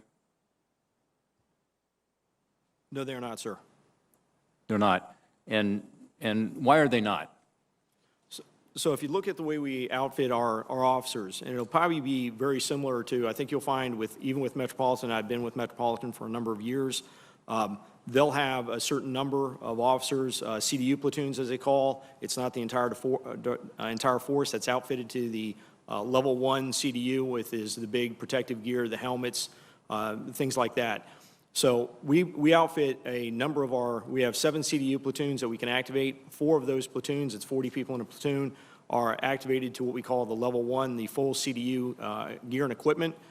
It requires extensive costs, extensive training to keep and maintain that level. For us, a number of our officers are posted in interior posts, screening posts, things like that, where that gear wouldn't do them any wouldn't provide them any support. So we have determined up till January 6th that number of CDU platoons had sufficed for all the demonstrations that we had been dealing with on Capitol grounds. Mr. Sund, I would just say, obviously those officers who you say had interior posts needed it that day. So it's not accurate to say that they didn't need it. But I know that you activated 7 of these civil disturbance unit platoons, and that only 4 of them had riot gear. I don't know why you would have a civil disturbance unit platoon that didn't have riot gear, but you've just testified that that's true, that only 4 of them had it. Is that correct? That is correct. And just one additional point, since I've been chief, I've actually pushed for every member in the department to have riot helmets. I had ordered those back in September. We had been looking at delays because of COVID from the manufacturer getting them delivered, and they actually just started being delivered January 4th and distributed to our officers just days before this, with limited numbers being given to the officers prior to this event. Yeah, too late for many of those officers. Chief Conte, the comment was made that Metropolitan Police does not all have riot gear. Is that true? I thought that the Metropolitan Police Department officers did have access to riot gear. Could you comment on that? Yeah, so we have 7 platoons that have the hardened gear, but all of our officers have ballistic helmets. All of our officers have batons. All of our officers are deployed with gloves as well, and gas masks. So our entire department are deployed with that level. But when you're talking about the harden all of the other extras, we have 7 platoons that have the additional. That's a different layer of protection. But every officer has a helmet. Every officer has the protective gloves. Every officer has the baton. Is that correct? And gas mask, that is correct. And gas mask. Yeah. It appeared to the Metropolitan Police Department, I'm told, that the Capitol Hill police officers did not have the training in civil disturbance tactics that they had. That's what I was told by some of the interviews that we've had. Chief Conti, is that correct? Yes, I've heard the same thing with respect to the training of the U.S. Capitol Police officers. Are all of your Metropolitan Police officers trained in civil disturbance tactics? We have platoons that are trained for every for every patrol district and special operations division. Some officers do not have the civil disturbance training. Those officers generally they work traffic duties or they work assignments back in patrol.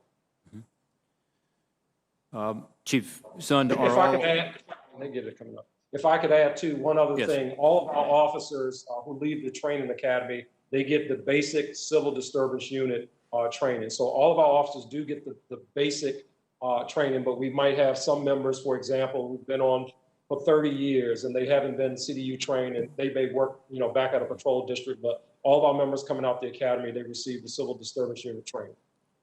Mr. Sund, is that true with Capitol Hill police officers also? Are they all trained in civil disturbance tactics as they go through their training? That was a process being implemented. I could check and let you know if that's been fully implemented for new recruits coming out of the academy. That was one of the initiatives I was working on. So we were working on that, but as far as you know, this training was not being provided even for new officers, much less for those on the floor. Is that correct? I believe the new officers coming out were, but I just need to confirm that. Yeah, I think the bottom line here is that, unfortunately, our officers were not given the proper training with regard to infiltration of the building or the complex, with regard to dealing with civil disturbance, and they didn't have the equipment necessary to push back and, most importantly, to protect themselves. So my hope is that, again, one of the ways that this joint hearing and this committee report can be helpful is to bring the Capitol Police Department up to speed. And look, I appreciate the sacrifice and the bravery of that day, but I think we also owe it to those officers to provide them the training and the equipment they need to protect themselves and to protect the Capitol. Thank you, Mr. Chairman. Thank you, Ranking Member. The chair now recognizes Senator Leahy. Thank you, Mr. Chairman. I'd like to follow up on what Senator Portman said. I agree with his concerns, but I might ask a question from the Appropriations Committee, and I know time is limited, so these could be yes or no answers. The Appropriations Committee has always worked in a bipartisan fashion to get money to the police. So, Mr. Sund, yes or no? The Appropriations Committee, and ultimately the Congress, have met your request for salaries and operating expenses in every fiscal year. Is that not correct? Yes, sir. Thank you. And Mr. Stenger, the Appropriations Committee and ultimately the Congress has met your request for salaries and operating expenses every fiscal year. Is that correct?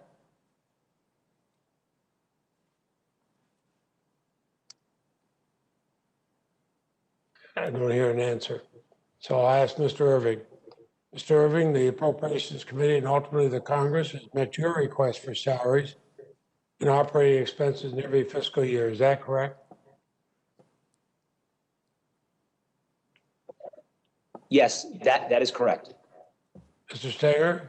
Yes, that's correct, sir. Thank you very much.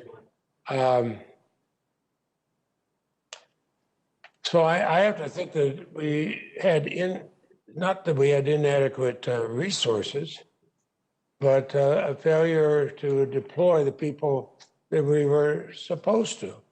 I look at those who appeared.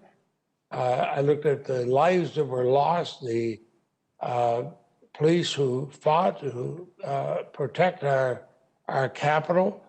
We saw this as a violent, and I'd say planned and organized attack on the United States and the United States government. by domestic terrorists. I hope they're all going to be prosecuted as fully as they can. But those, when we see people encouraging them, including from the former president of the United States, who urged his followers to fight and to show strength, I really wonder why we didn't take this seriously enough to be prepared for them. The hours it took to bring in the National Guard and everything else.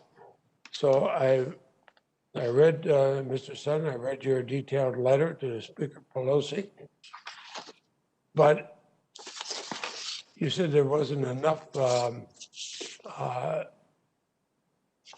intelligence shared, but in your same letter, you stated that the intelligence assessment, I'm quoting here, indicated that members of the Proud Boys, white supremacist groups, Antifa, and other extremist groups were expected to participate in the January 6th event, and they may be inclined to become violent. How much more intelligence do we need than that? Yes, sir, that is correct. That is what the intelligence assessment said. It was very similar to the intelligence assessments that we had for the November and December MAGA marches. The intelligence assessments that we had developed for the January 6th event, all the way up until January 6th, we're all saying very much the same thing, and that's what we had planned for.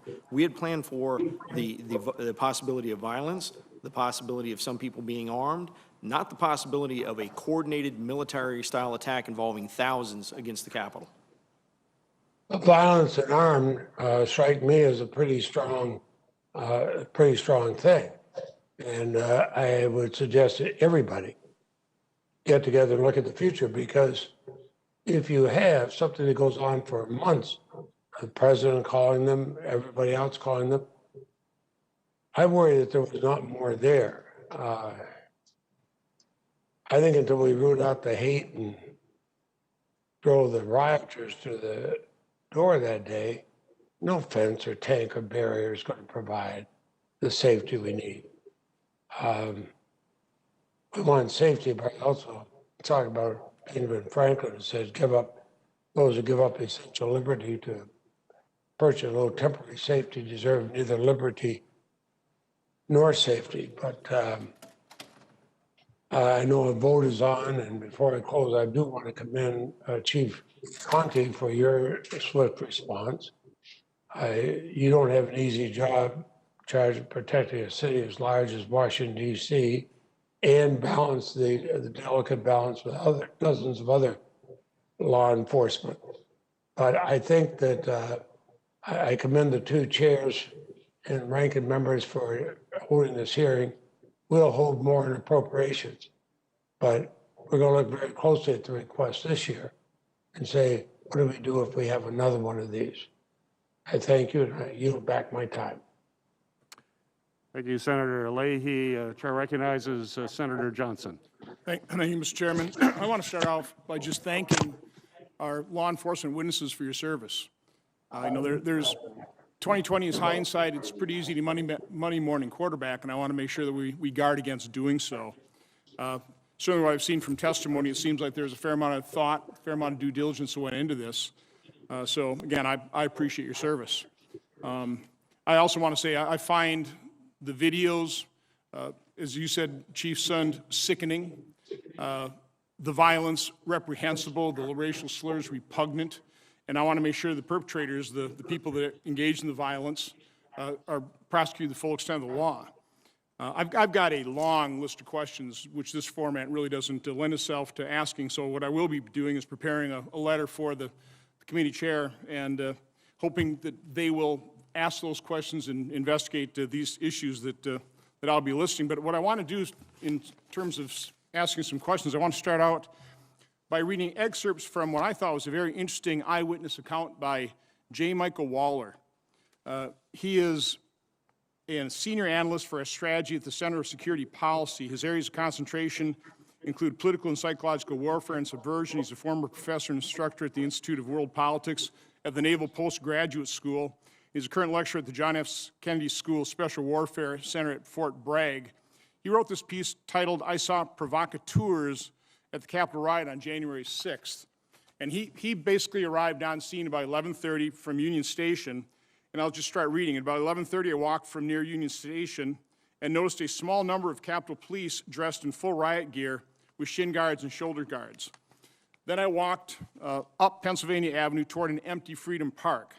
He noticed that the speech had broken up, and so a crowd was walking down Constitution Avenue. He joined them at 13th Street. But he said the mood of the crowd was positive and festive. Of the thousands of people I passed or who passed me along Constitution Avenue, some were indignant and contemptuous of Congress, but not one appeared angry or incited to riot.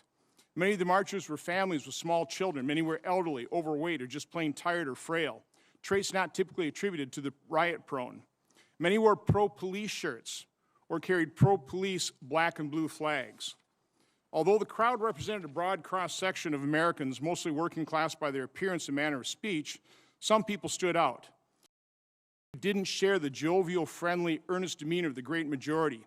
Some obviously didn't fit in, and he describes 4 different types of people: plainclothes militants, agents provocateurs, fake Trump protesters, and then disciplined, uniformed column of attackers. I think these are the people that probably planned this. He goes on, the D.C. Metropolitan Police were their usual professionally detached selves, standing on curbs or at street crossings and exchanging an occasional greeting from marchers. When we crossed 1st Street Northwest to enter the Capitol grounds where the Capitol Police had jurisdiction, I noticed no police at all. Several marchers expressed surprise. The openness seemed like a courtesy gesture from Congress, which controls security. That appearance of low threat level made no sense. Yet no Capitol Police appeared anywhere from what we could see. Now, again, I'm taking these excerpts in order, but there's a lot more to this piece. What looked like tens or even hundreds of thousands of people surged down the avenues as far as one can see, but almost everyone seemed talkative and happy. No police could be seen on the platform for now. No police could be seen anywhere. People kept surging in from Constitutional Avenue, and the plaza quickly filled up and overflowed onto the lawn. Everyone squeezed closer and closer together, with most in high spirits. Some trouble began up in the front, near the base of the inaugural platform itself, but we could not see what was happening. Then something happened at the front of the crowd. It seemed like a scuffle, but from 40 feet back, I couldn't see. People started chanting USA, USA, and other slogans. For a few seconds, I saw what looked like police in a tussle with some of the marchers up front, what appeared to be an organized group in civilian clothes. This organized group are the cell I would call the plainclothes militants. They fit right in with MAGA people. Suddenly, energy surged from the front of the crowd as the anti-riot police, above on the inaugural platform, visibly tensed up. One fired a tear gas canister, not at the plainclothes militants at the front line, but into the crowd itself. Then another. Flash grenades went off in the middle of the crowd. The tear gas changed the crowd's demeanor. There was an air of disbelief as people realized that the police whom they supported were firing on them. What are you doing? We support you, someone yelled. All of a sudden, pro-police people felt the police were attacking them, and they didn't know why. More tear gas. A canister struck a girl in the face, drawing blood. The pro-police crowd went from disbelief and confusion to anger. I'll stop there. The last 5 pages is titled, Provocateurs Turn Unsuspecting Marchers into an Invading Mob. So I'd really recommend everybody in the committee read this account, and I've asked that it be entered into the record. But Chief Sund, I want to ask you, is one of the House managers made a big deal that this was predictable, this was foreseeable, which I don't believe. Do you believe that what happened, the breach of the Capitol, did you believe that's foreseeable and predictable? No, I don't, nor do, if you look at some of our other partner agencies, I think Acting Chief Conte actually made the statement that a breach of the Capitol was not something anybody anticipated, nor do I think some of our federal partners expected it. I don't think Secret Service would have brought up the Vice President if they expected it. Is part of that because of what you'd experienced in the past, what this Mr. Waller experiences? The vast majority of Trump supporters are pro-law enforcement, and the last thing they would do is violate the law? I will say that information I've received from some of my officers where they were trying to prevent people from coming into the building, and people were showing up saying, hey, we're police, let us through, and still wanting to violate the law to get inside the building. So, Again, I've got a long, long list. I just want to close with the 2 former Sergeant of Arms. I I knew these committees were going to start an investigation. I waited a couple weeks. I didn't see any letter go out, oversight letter, so I wrote my own on the 21st. And I just have a question for both the former Sergeant of Arms. Did you get my letter, my oversight letter with my questions?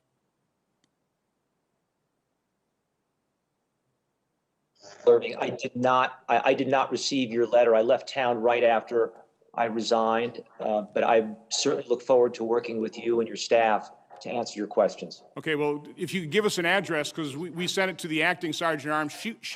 That acting Sergeant of Arms won't even let us know whether they passed that letter along to you. Apparently they didn't. Mr. Stenger, did you receive my letter? I don't recall it, Senator, but it might have come, but I don't recall. I received Chief a Son, lot. one last question for you. Do you regret resigning? Yes, I do, sir. I certainly do regret resigning. I love this agency. I love the women and men of this agency, and I regret the day I left. Well, Mr. Irving, Mr. Stenger, I really wish you'd respond. You know, first of all, look for my letter, and I'd like an answer to that as quickly as possible. Thank you. Thank you, Senator Johnson. We're waiting for Senator Warner and any other member. I see Senator Rosen. Would you like to go ahead? Because you're the first member on. Senator Rosen. Perfect. Thank you very much, Senator Klobuchar, and thank you, everyone, for being here today and springing this hearing. It's much needed, and I think it's the first of many. But I'd like to start off by expressing that my thoughts are with the brave Capitol Police officers. They put their lives on the line to protect us on January 6th, and their heroic actions, like the ones of Eugene Goodman, they redirected those violent rioters away from us. They're going to forever be embedded in our minds. And we know that so many of these courageous men and women, they're really hurting in the aftermath of the insurrection. And I've been particularly heartbroken to hear about the death of Capitol Police Officer Howard Liebengood. He was protecting the Senate since 2005. He was stationed by the door of my Russell office. My prayers are with him, his family, and his loved ones. But, you know, when the insurrectionists, when they came to storm our Capitol on January 6th, they came armed not only with weapons, but also with hate. Mere weeks before International Holocaust Remembrance Day, the world watched in horror as a rioter inside the Capitol proudly wore a Camp Auschwitz shirt as he and others violently pushed forward on the House and the Senate floors. All the while, the rioters, they're waving Confederate flags, they're hanging nooses on the front lawn, they're verbally assaulting a Jewish reporter outside the Capitol, saying, "You are cattle" today. That refers to cattle cars that were used to transport Jews to Nazi death camps during the Holocaust. This violent attack on the Capitol featured followers from the anti-Semitic QAnon conspiracy theory. So, Mr. Conti, on January 4th, Metro Police Department arrested Enrique Chirrillo, leader of the racist anti-Semitic Proud Boys hate group. FBI claims the next day it shared with MPD concrete intelligence about extremist plans for violence on January 6th, including specific threats on members of Congress, maps of the tunnels under the Capitol complex. If MPD was tracking extremist, potentially violent white supremacist activity, then what exactly did you know on January 5th, and why didn't you alert anyone? Thank you for that question. What the FBI sent, ma'am, on January 5th was in the form of an email. I would certainly think that something as violent as an insurrection in the Capitol would warrant, a phone call or something. But as Chief Son mentioned earlier, the information that was sent was uncorroborated information. It was raw information that we had. That we received through the same lines through the JTTF.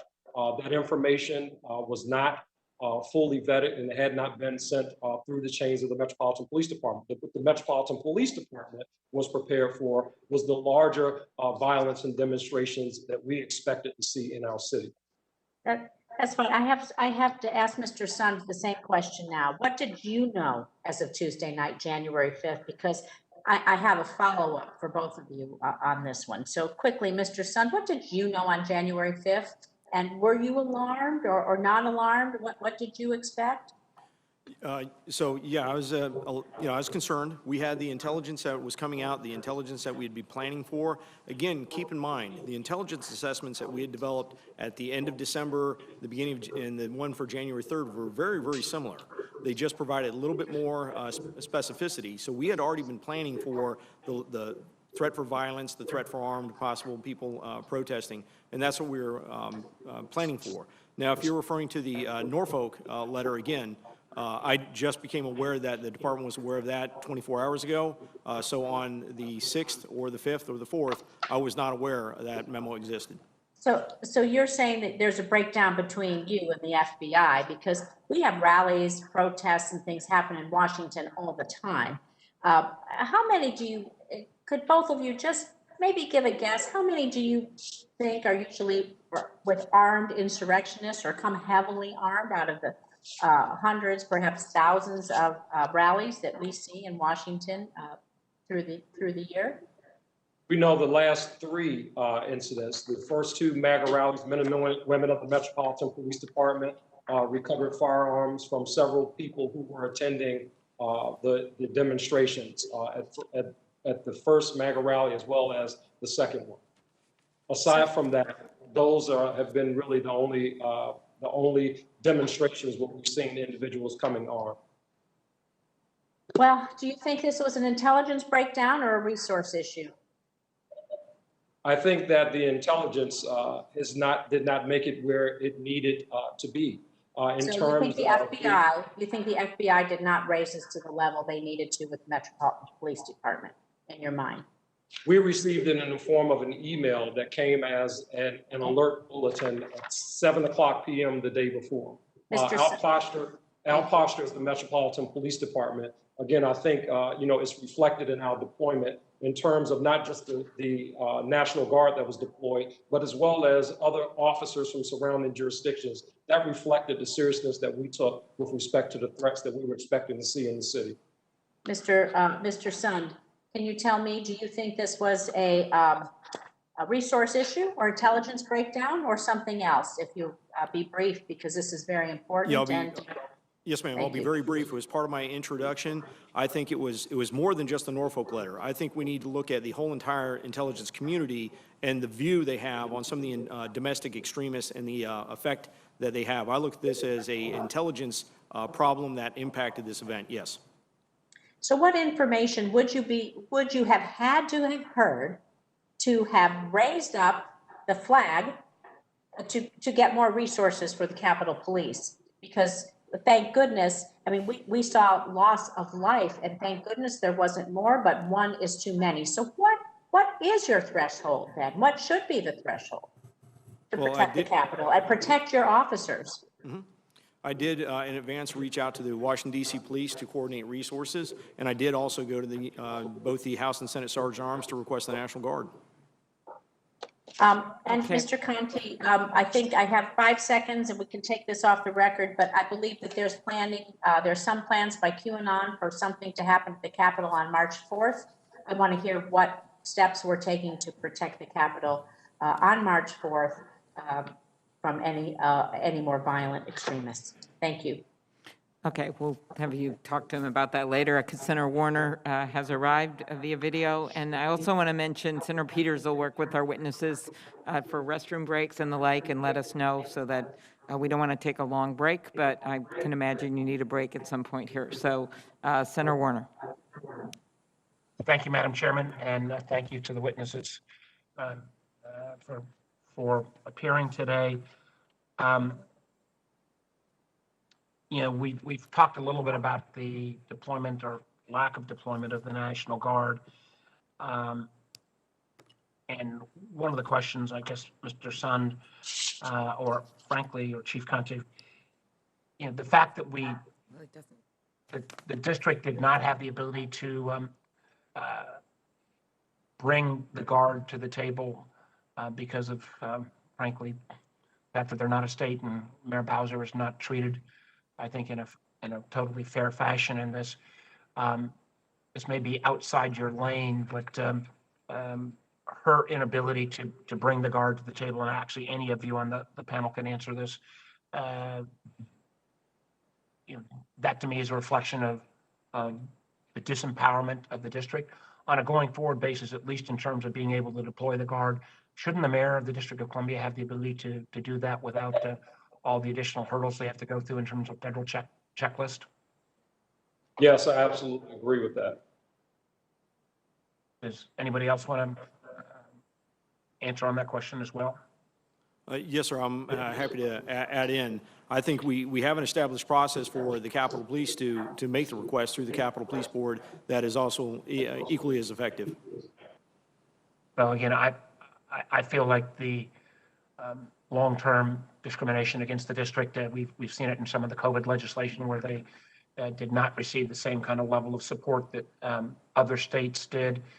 We saw it play out real time in terms of on January 6th, the hurdles from the previous administration. I actually have concerns whether the deployment of the Guard was affirmatively slowed down. I hope that we in the Congress will, as a supporter of DC statehood, I'd like to see that move forward, but even short of that, trying to ensure that the mayor has appropriate powers going forward.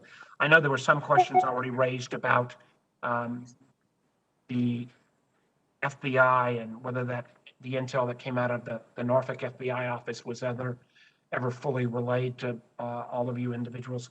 But can you talk more generally about the FBI's responsiveness, sharing of intelligence? I had a number of conversations. I called Director Wray on Monday, the 4th, trying to express concerns that there might be this kind of activity. I never expected this level of violence. I had a number of conversations with senior FBI leadership on the 5th through the 6th.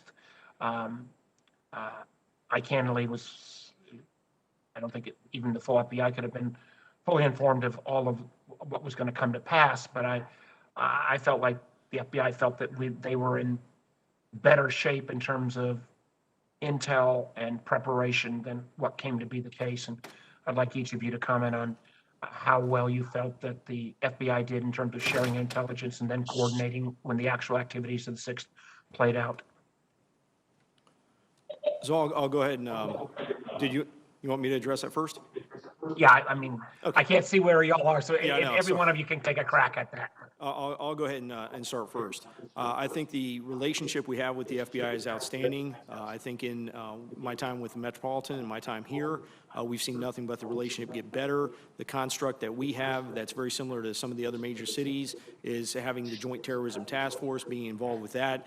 The information we're getting in is good. I think the process and having, like I said earlier, the wider lens of what information is being collected, maybe looking at the agencies that are consumers of their information and what their intelligence collection requirements are is something that we need to look at. But I think, getting that information in and then having it processed and pushed forward in an effective manner is something we need to look at. I would say on the 6th, when this started happening, immediately the FBI, as being a partner of ours, established a process where with Capitol Police and FBI Police, we can begin to analyze video footage, analyze other evidence, to begin going out and making arrests of the individuals that had created the insurrection of the Capitol.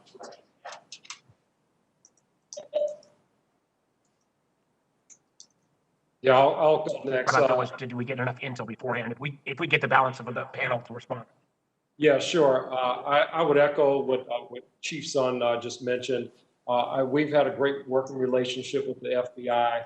I think it's a whole of intelligence approach, not specifically just the FBI. When we have something as significant as what occurred here at the U.S. Capitol, if there is information, specific information out there that our government is responding to, I would think that something of that nature would rise to the level more than just an email that's sent to law enforcement agencies. That should be a larger, more involved conversation about specifics, not just some of the unvetted raw information that's out there. We see a lot of that, but I think it's more of a whole intelligence approach, not specifically the FBI. They are great partners to the Metropolitan Police Department. Thank you. Let me just, I don't know if any of the other panel members want to add any comment on that. Let me just say that my concern is that In Virginia, we've seen these kind of anti-government extremists take to the streets of Charlottesville in 2017, resulting in the death of Heather Heyer. We see the same kind of groups come to the forefront on January 6th. I think this is an ongoing threat to national security.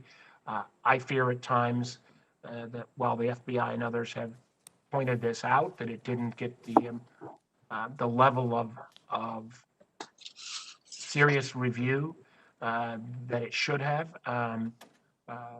With the prior administration, I felt at times that they did not want to take the information that was coming out of the FBI. I hope on a going forward basis, we're going to be able to be more coordinated in terms of taking on anti-government extremism, whether it comes from the left or the right. This is a real ongoing threat. I can tell you from our Intelligence Committee that we've seen that many of these groups have connections and ties to anti-government extremist groups in Europe, where they've taken a great precedent.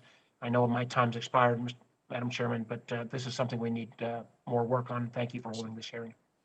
Thank you very much, Senator Warner. We look to working with you and the Intelligence Committee on this. Next will be Senator Langford, and after that, Senator Carper. Thank you. Mr. Son, I want to try to validate something. There's a letter that's in the public domain now at this point. That's an 8-page letter that was written to Speaker Pelosi that is attributed to you to try to explain the events of that day. Are you familiar with that letter in the public domain, and is it accurate? Yes, it is, sir.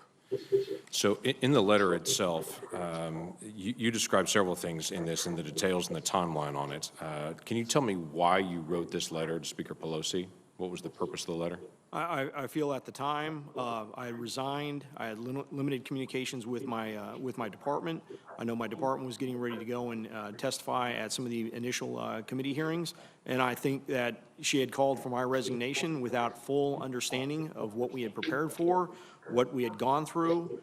I think she deserved to read, firsthand what we had prepared for and what I dealt with for that 6th. Okay, that's helpful. You had said in this, you talked several times about thousands of well-coordinated, well-equipped, violent criminals and described them with climbing gear and all the things that you've also testified here. You also mentioned this letter about the pipe bombs that were located, that the first word would come at 12:52 that a pipe bomb had been located at the Republican National Committee headquarters. How was that located? Who found it, and why was that particular moment the moment that it was found? I don't know why that was a particular moment that it was found. I believe it was an employee of the Republican National Committee that had located it in the rear of the building that had called it into Capitol Police Headquarters. You had mentioned before that you thought this was part of the coordination, that there were several that were out there that would take away resources at that exact moment. But there's no way to know that they would find it at that exact moment. I'm glad they did find it. They found another one at the Democrat headquarters as well at 150, and you document that as well. But you had to send quite a few individuals to be able to go to the RNC and the DNC to be able to go deal with those explosives that were planted there. Is that correct? That is correct. And just for your information, the RNC pipe bomb, that was one that was really run by Capitol Police. The DNC Metropolitan ended up taking that and running that so we can run 2 concurrently. That resulted in the evacuation of 2 congressional buildings, the Cannon House Office building as well as one of the Library of Congress buildings. So it took extensive resources. So the assault on the Capitol is not what caused the evacuation of those buildings. The discovery of those pipe bombs is what caused the evacuation of those buildings. That is correct, sir. There's been quite a bit of conversation today and quite a few members here that have talked about the National Guard and the length of time that it took to be able to go through the bureaucratic process to be able to get them deployed. I do think that needs to be shortened, obviously, in a deployment structure and the complexity of the bureaucracy here. But it seems to be a misunderstanding on this dais of some individuals describing the National Guard as if they're the riot police that can automatically be called out. They're not. Were you expecting them to be like a rapid response SWAT team at this point? What's a typical response from the National Guard to be able to call them out when they are not currently positioned? I believe the typical response, once they're approved, is approximately 2 hours. Okay, but then the approval process is obviously multiple hours to do that or multiple days to do that. You had started that process several days before in making some requests. So that is correct. As far as the process, my initial request was over to Mr. Irving. It was actually an in-person request on the 4th. And it wasn't until the evening of the 4th that I talked to General Walker that he informed me that if needed, because Mr. Stinger wanted me to ask him if they could lean forward, they could get 125, Right. if needed, in a fairly quick fashion, once approved. So that's what led it into January 6th when we made the initial request at 109. But that 125 individuals from the National Guard that were prepared to be able to move faster because they were in streets and different places doing traffic duty at that point, you had already been informed that the city of Washington, D.C., and the mayor's office had made a request to DOD, and DOD had approved it, that none of them would be armed, none of them would have heavy gear on, there would be no military vehicles that would be available to them. They had to use unmarked vans and other government vans, and there would be no helicopters that would be used. Those were prohibited that day for those 125 individuals that were already on the street. Is that correct? So just for a correction, at the time, no, I did not know that was the restrictions being placed on them. And two, when I talked to General Walker the evening of the 4th, which was Monday evening, the 125 he was going to give us were 125 that were doing COVID relief for the District of Columbia, not assigned to the traffic post. Okay. So the individuals that were assigned to traffic duty had no weapons, had no military vehicles to move, had no overhead visual on anything. That had all been requested no from the city of Washington, D.C. And then for the other individuals that could be assigned to you as a rapid force, those are folks that were currently doing COVID duty. So you had no SWAT team. This description is very interesting to me around this dais, that people think that suddenly the National Guard just bursts in and is ready to go on that. That's not what the National Guard is prepositioned to do. That is correct. Anytime we've requested the National Guard, they've been in an unarmed fashion. I was looking for them to help support the perimeter that we had established. Okay, there's been some concern. I've talked to some of the officers here, and there's obviously been some conversation around this dais as well about the rules of engagement and about training and authorization. There wasn't training for what to do if a mass group actually comes through the door and tries to burst through, whether it's an insurrection type event, whether it's just a mob that's gone crazy and whatever it may be, or a protest that gets out of hand to be able to burst through the door. There was no clarity for the officers inside the building on their rules of engagement once they actually came to the building. They literally, my impression is, had to make it up on their own, and they determined their stand was going to be where the members and the staff were located. That was going to be their stand to start using lethal force. So I have a couple questions for that. At this point now, and I understand hindsight's 2020, is there a need for much greater, less than lethal force capability on officers at the time, or available to officers at the time that they have less than lethal capabilities, and clearer rules of engagement of what to do if you have a group of individuals come into the building unauthorized? So just for a little clarification, we do train for people trying to get into the building. We don't train for, when I said, an insurrection of thousands of people. Right. And our officers do have less lethal capability that they carry with them. With hindsight being what it is from January 6th, absolutely, I think there needs to be additional training, additional equipment to consider this type of attack in the future.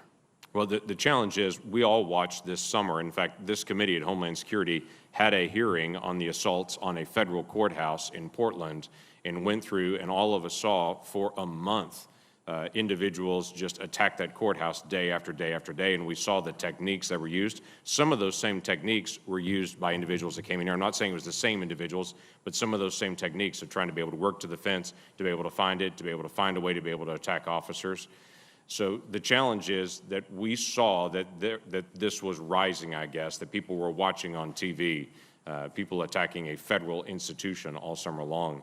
And it is a follow-up that we're going to have to do in the days ahead of how to be able to get less than lethal capability and to find ways to be able to stop any kind of assault of a number of individuals to be able to come on the Capitol. So I appreciate your service. I appreciate very much the officers that continue to be able to serve, because they've not had a gap. They've not had a break since that time period. And I know you still interact with them, at least I hope you do. And I would encourage you to pass on from us our gratitude. And we're all looking at this as a hindsight 2020, saying, why couldn't you read the tea leaves at this particular scrap of intelligence that came in the night before? None of us saw it at this level. And so we're grateful for the service they continue to do, and let's find the lessons we can learn. Thank you very much, sir. I know they appreciate your support as well as the support of Congress. They're a hell of a police agency. Okay, thank you, Senator Langford. Next, thank you for your patience, Senator Carper. Yeah, my pleasure. Thank you, Madam Chair. Chief Conte, as a former governor of the first state of Delaware, for 8 years, I recall numerous instances in which I called on the Delaware National Guard In emergencies, they could have been the floods, blizzards, ice storms, drought, you name it, a lot more. I know the importance of the valiant work that our citizen soldiers have done for decades in the first state and other states around the country. As we have learned, in contrast to literally every other state's National Guard in the country, the DC National Guard operates differently. And I'm convinced if someone had been able to activate the DC National Guard and have 1,000 or 2,000 guardsmen and women deployed at the Capitol in a timely way on the 6th of January, this death and destruction would not have occurred. The leader of unlike all the states of the 50 states that we have, the leader of the District of Columbia is not empowered to activate the DC National Guard during an emergency. That's one of the reasons why I've worked for years with Congresswoman Eleanor Holmes Norton in support of legislation to admit Washington, D.C. as our 51st state and to provide equal rights to the Americans who make this community of over 700,000 people their home. Here's a question, Chief Conte, in your testimony, you highlight that a request for DC National Guard assistance at the U.S. Capitol on January 6th would have had to have been made by the U.S. Capitol Police with the consent of the U.S. Department of Defense.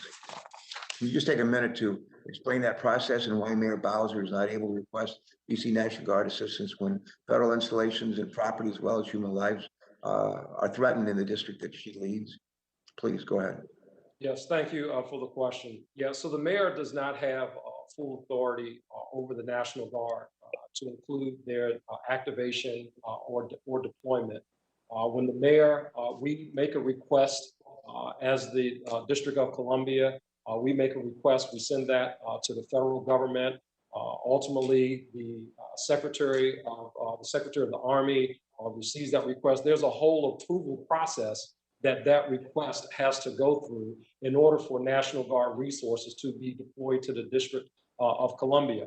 Unlike governors in other states who are able to activate their National Guard without going through those approval processes and receiving approval from the highest level of the federal government. That just does not have to take place in other states. So a real hindrance to us in terms of response and the ability to call them up.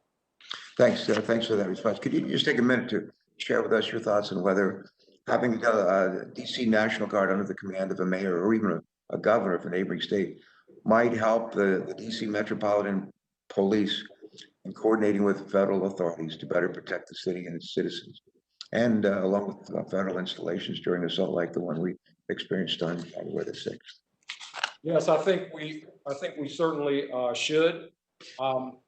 We know even on that day, on January the 6th, prior to any movement of the National Guard from the assignments that they have been given, the traffic posts, again, that required approval at the highest levels of the federal government to include the Secretary of the Army and the Secretary of Defense in order to just move the National Guard or a change of mission in essence. So yes, I think that should certainly be something that falls under the mayor's authority. All right, thanks so much. A question, if I could, for Mr. Sun. Mr. Sun, in your testimony, you state that the events of January 6th were not the result of poor planning on behalf of the U.S. Capitol Police, but rather a lack of actionable intelligence that would have allowed let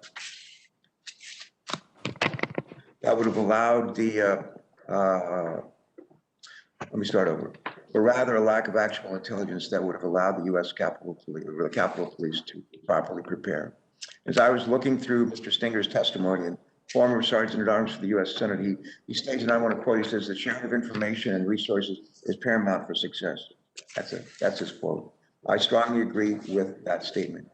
Mr. Sun, what went wrong leading up to January 6th with regard to gathering and sharing actionable intelligence?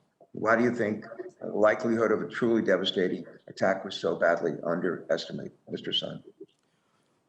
I think as you start to hear from some of the federal agencies on the investigations that are currently going on, where they're finding evidence that this was a coordinated attack that had been coordinated among numerous states for some time in advance of this, that's the information that would have been extremely helpful to us. For them to detect some type of level of coordination that would have given us the indication that we're going to see more than just a may become violent, may be inclined to violence, type of preparations. You look at it now, you see, knowing what occurred, you see what type of resources were brought to bear around the Capitol. That type of information could give us, sufficient advance warning to plan for more of an attack such as what we saw. The great Paul Newman movie, Cool Hand Luke. That line you probably, a lot of people, certainly in my generation, remember. What we have here is a failure to communicate. That was right at the end of the film. What we have here is a failure to communicate. Did we have a failure to communicate here? And I'm not one who's crazy about like pointing fingers and assigning blame, but to whom do we assign that failure to communicate?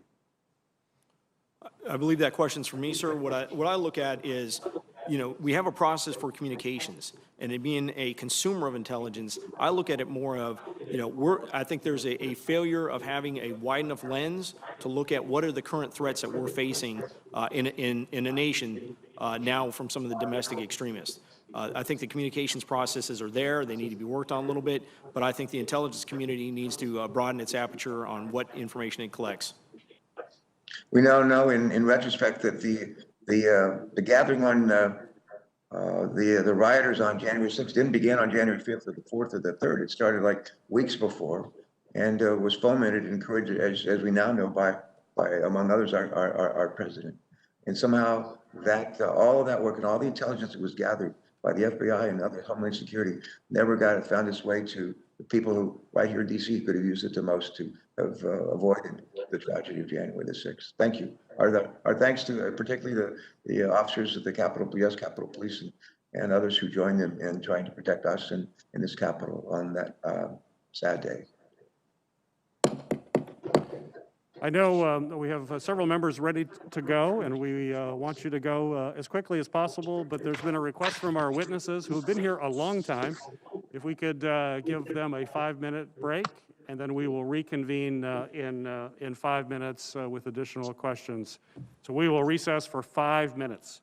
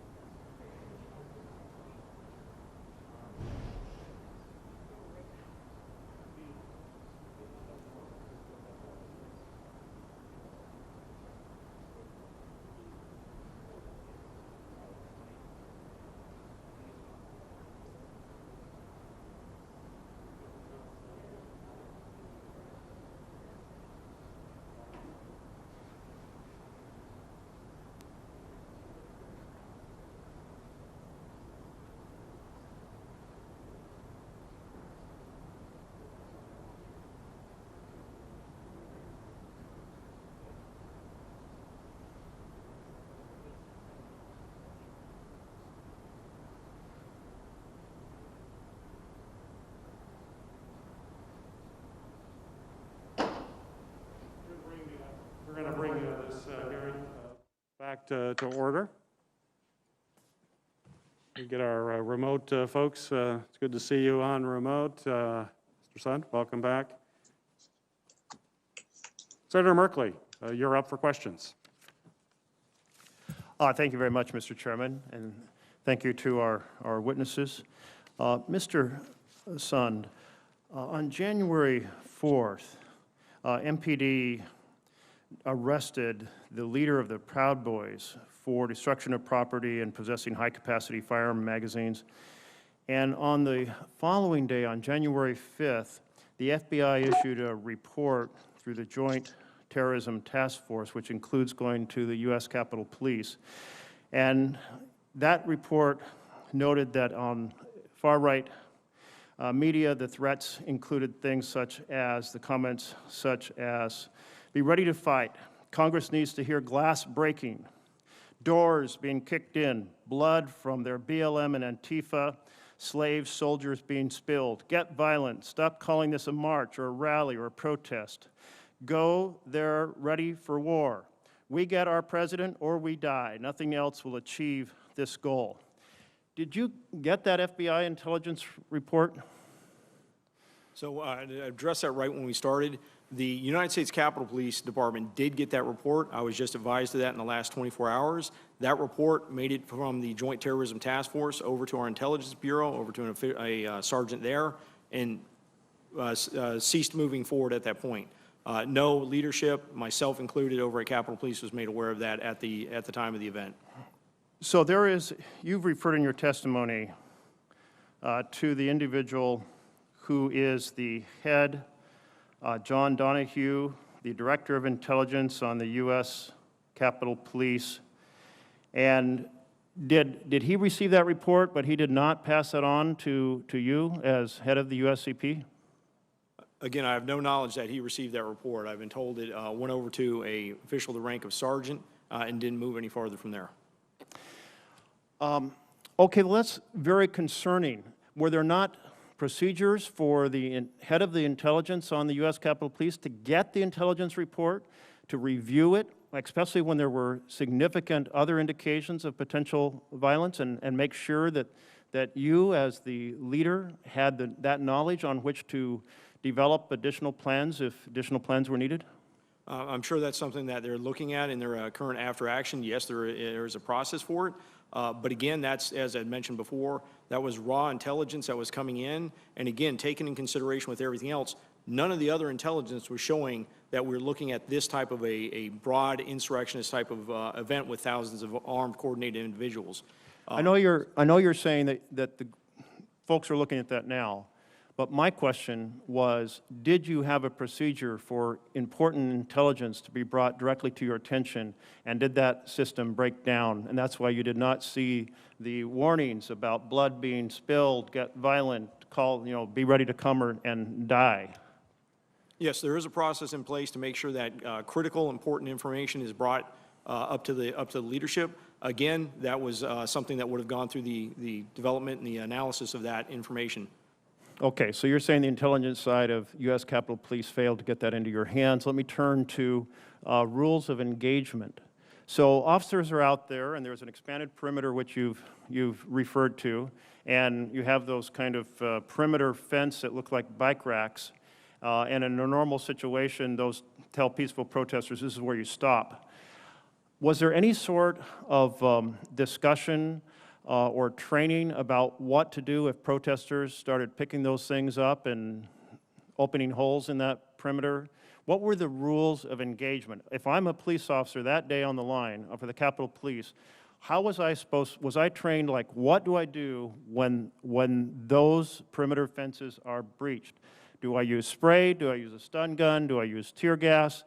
Do I have a clear sense of exactly how I'm supposed to respond? Yes, there is a rules of engagement. There's a use of force policy, and there's also civil disobedience unit training that has to do with when you have a non-compliant group, how you deal with non-compliance and gaining compliance, which would include hand control techniques, the application of chemical spray, and then impact weapons. So on that day, you issued rules of engagement that included what specifically? I'm an officer, what was I supposed to do if those barricades were breached? There's rules and engagements that exist. They weren't issued just that day. They existed. They don't vary from event to event based on threat analysis? No, sir.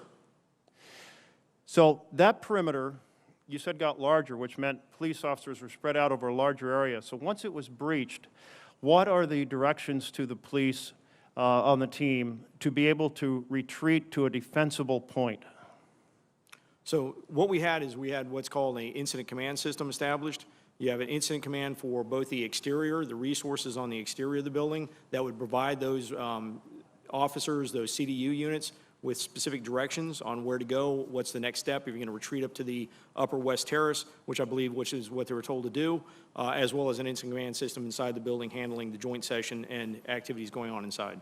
So I'm out on the plaza, and the crowd swarms past me.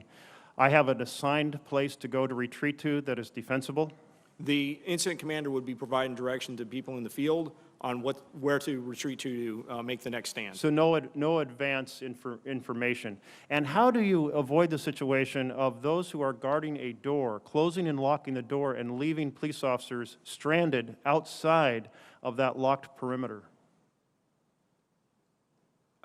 So your question, how do you prevent that? Is that what you're saying? How do you prevent that? If you've got folks who are guarding a door and protesters are trying to get through it, so they're trying to lock that and prevent it, and there isn't a pre-plan for how to deal with officers who are stranded outside of those doors, how's that handled? Do you have drills on that? Do you have set instructions on that?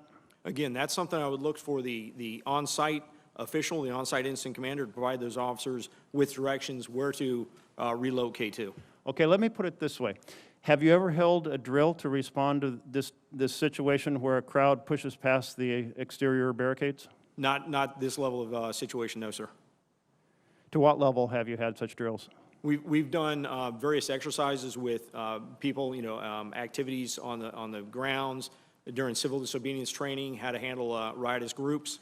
Okay, thank you. I'm going to turn just seconds left to our former Sergeant of Arms for the Senate, Mr. Stenger. At the time that we were in the Senate chamber and the protesters, the rioters, reached the perimeter of the Senate, there was a very quick rush to try to lock the doors, and there were people searching for how do you lock these, and there's many entrances on the balcony.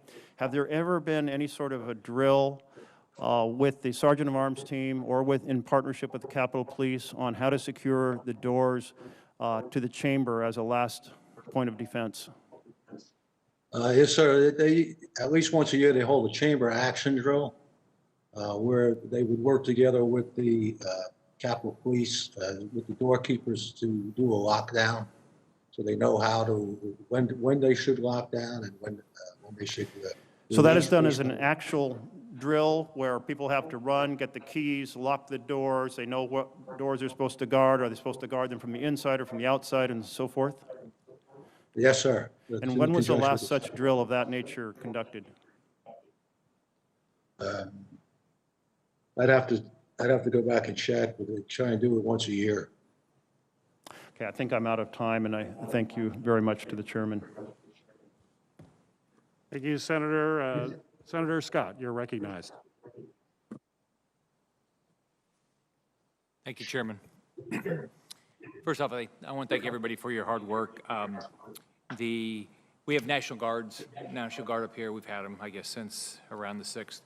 Can you all tell us how you made the decision to bring the National Guard here, each of you, to the extent you're involved or if you're not involved, how the decision was made? That's the National Guard presence we have here now, So not as a result of the riot, but the National Guard has put up the fencing and all that. Okay, so that began to be developed the evening of the 6th. When we made the request, we got the National Guard in. We started looking to the future, what was going to be next. We started talking about bringing in the first section of global fencing, which basically went right around Capitol Square, which is Constitution and Independence first to first. We got that in place, then we started looking at what necessary National Guard resources, working with the National Guard representative. So that was developed with Capitol Police, working with, I believe Sergeant Arms at the time, in the evening, going into the 7th, that we developed that. Okay. Were you the only one involved, or were the Sergeant at Arms involved? I believe so. I'd have to go back and pull that information. We were working on a number of different aspects of it at the time, but I had my general counsel as well as our operations people working on the request and the coordination with the National Guard. And what was the purpose of the original, the National Guard that came and put up the fencing? What was the rationale? What was the threat assessment? So just to make sure I understand, you're talking about the National Guard that came on the 6th? No, the presence that stayed after. Oh, the one that stayed after. So what was the threat assessment? What was the threat assessment, and why was it set up that they would be here for, it seems like now months on end? Well, again, beyond, the 8th, again, my departure date was the 8th, so the information I have is up until the 8th. It was they were putting them in place based on the mass insurrection that we had on the 6th. I wasn't aware of any additional intelligence at that point. They were just concerned about possible violent extremists regrouping and staging another attack on the Capitol. So you haven't seen anything that would give us a threat assessment now that we have a concern that we need to have the National Guard presence. It doesn't mean there's not some, but you haven't seen anything. No, sir. I've been really not in that environment since the 8th. Okay. Anybody else that's any of the others that are here to testify? Do you have any threat assessment you've seen that there's a reason that we have the National Guard here today?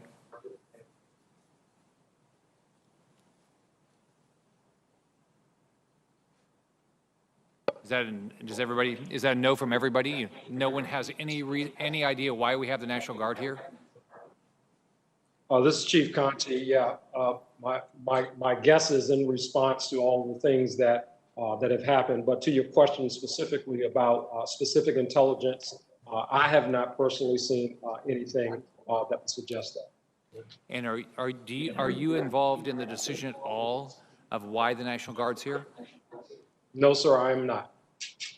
And they've not shared any threat assessment with you at all with regard to why the National Guard's here? That has not been shared with me, no. Does that surprise you? I can't say that I'm really surprised. Quite frankly, we have talked about intelligence in terms of what we expect to see in the city. There are several law enforcement calls that take place between the Metropolitan Police Department and other federal partners. But again, the Capitol Police and that structure there, it's something that they're not beholden to the mayor of the District of Columbia or anything like that. So we exchanged the information that we have, but again, I just have not seen anything specifically from them that suggests the fence still being the way that it is now. And I should add also, sir, that obviously, I think that there needs to be a reimagining of the security posture there. Something certainly should be there, but I'm not exactly sure if the answer to that is razor wire and the deployment that we currently see. And the former Sergeant at Arms, you don't have any reason, no one's given you you've not seen any information that would suggest that we have a threat, an imminent threat that we need the National Guard here? I have not. And I have not either. I resigned on the 7th and have been gone since, so I have no information. Okay. So who would be making the decision that the National Guard needs to be here then? And where would the threat assessment come from? Does anybody know? I'd maybe look at the current leadership over at maybe the Capitol Police in conjunction with the current Sergeant at Arms. Okay, so it would be the head of Capitol Police and the acting Sergeant at Arms. That is correct. To give you the current information on that. And would they coordinate with the Metropolitan Police? Well, if there was intelligence that would indicate the need for such activity, it would usually be shared with our partner, our local law enforcement, would share our perimeter and our borders. And if there was a threat out there, would that be public? Would there be some public information that they would put out? normally? Again, that all has to do with the nature of the threat, the classification level of the threat. But again, that would be shared with law enforcement within the District of Columbia through the joint JTTF as well as the executive board for the JTTF. I'm flabbergasted that not that you don't know now, but that there's no public information about why we have all these National Guards here. I mean, does that surprise you? It's a significant security deployment. Again, I believe it's based on the facts of what they've seen. You know, hindsight being what it is. It's the facts of what occurred on January 6th, this unprecedented insurrection. Yep. Thank you, Mr. Chairman. Thank you, Senator Hassan. You're recognized for your question. Thank you, Mr. Chair, and thanks to all of the witnesses for being here today. I especially want to take a moment to acknowledge the heroism of the officers of the U.S. Capitol Police, law enforcement, and other employees of the Capitol who bravely worked to protect our democracy on January 6th, and who have done so much work to restore our Capitol since that day. I also want to thank all of the families of our law enforcement and Capitol Hill staff for what they went through watching this unfold in real time. I want to start with a question to Chief Conte, if I could. Chief, Washington, D.C. is obviously no stranger to large assemblies and protests. So what is the standard process for protests in Washington, D.C. when it comes to interagency coordination and information sharing? And following the events of January 6th, what recommendations do you have for improving coordination and information sharing? Thank you for that question. There are several discussions, meetings that take place between the municipal police department as well as our federal partners. We oftentimes have coordination calls with the National Park Service simply because in a lot of the federal lands, they authorize the permits for the federal land. So there's coordination that has to happen there between the Metropolitan Police Department, U.S. Park Police, U.S. Capitol Police, U.S. Secret Service. With respect to the intelligence, again, you know, our partners from the FBI, they're often part of those discussions. I think that the thing kind of going forward that certainly needs to be looked at with respect to specific intelligence has been outlined throughout some of the testimony today. When there is specific information that warrants us to perhaps posture differently, our notification system needs to be different. The JTTF distribution list that we have is not something that is a monitored list 24 hours a day, 7 days a week that would generate an immediate response to that. When those communications are sent out, there are staff members who at some point will get to that information. But I think that, that has been laid out, you know, when we're talking about something of this magnitude that could potentially happen and ultimately did happen in our city, it should posture us to move differently.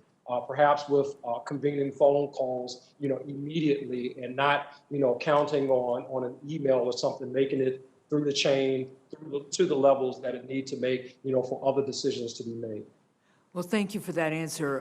One of the things I would observe is sometimes ahead of events like these, just scheduling ongoing check-ins with leadership at all of the agencies that need to coordinate can have the effect of sharing information in real time. I want to move to a question to Mr. Stanger, Mr. Irving, and Mr. Sund.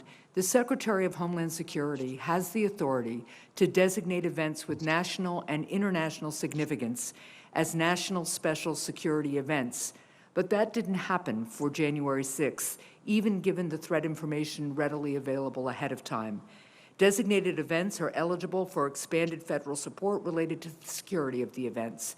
So prior to January 6th, did anyone from the Department of Homeland Security contact you about a potential national special security event designation? And we'll start with you, Mr. Sund, and then move to the others.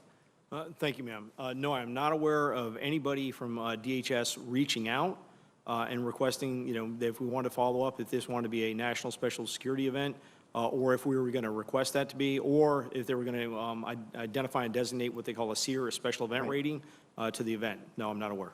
Thank you. Mr. Stenger and Mr. Irving. No one contacted me. Thank you. And the same with me, Senator. No contact with me or my office. Well, thank you for those answers. I look forward to following up with the Department of Homeland Security about this during the next hearing on this topic. Mr. Sund, my last question. The officers of the Capitol Police work each and every day to keep the U.S. Capitol safe and secure. We are all grateful for the brave work of the U.S. Capitol Police officers on January 6. Tragically, the law enforcement community has now lost 2 officers to suicide since January 6 as a result of the insurrection and the events then. My thoughts, and I'm sure the thoughts of all of us here today, are with the families of MPD Officer Jeffrey Smith and U.S. Capitol Police Officer Howard Liebengood. Mr. Sund, what mental health resources are currently available to the United States Capitol Police officers, and are these resources sufficient? The department has brought in significant mental health resources, and I certainly do appreciate your recognition of that. I've talked to a number of officers who have definitely gone through the battle and feel that they're feeling a lot of trauma from it. But I know the chief of police, the acting chief, has brought in significant resources. We had the employee assistance program, but they brought in a number of outside contractors that have gotten very good response. So I think there's a lot of mental health resources available, and I know a number of officers are taking advantage of it, which I'm happy to see.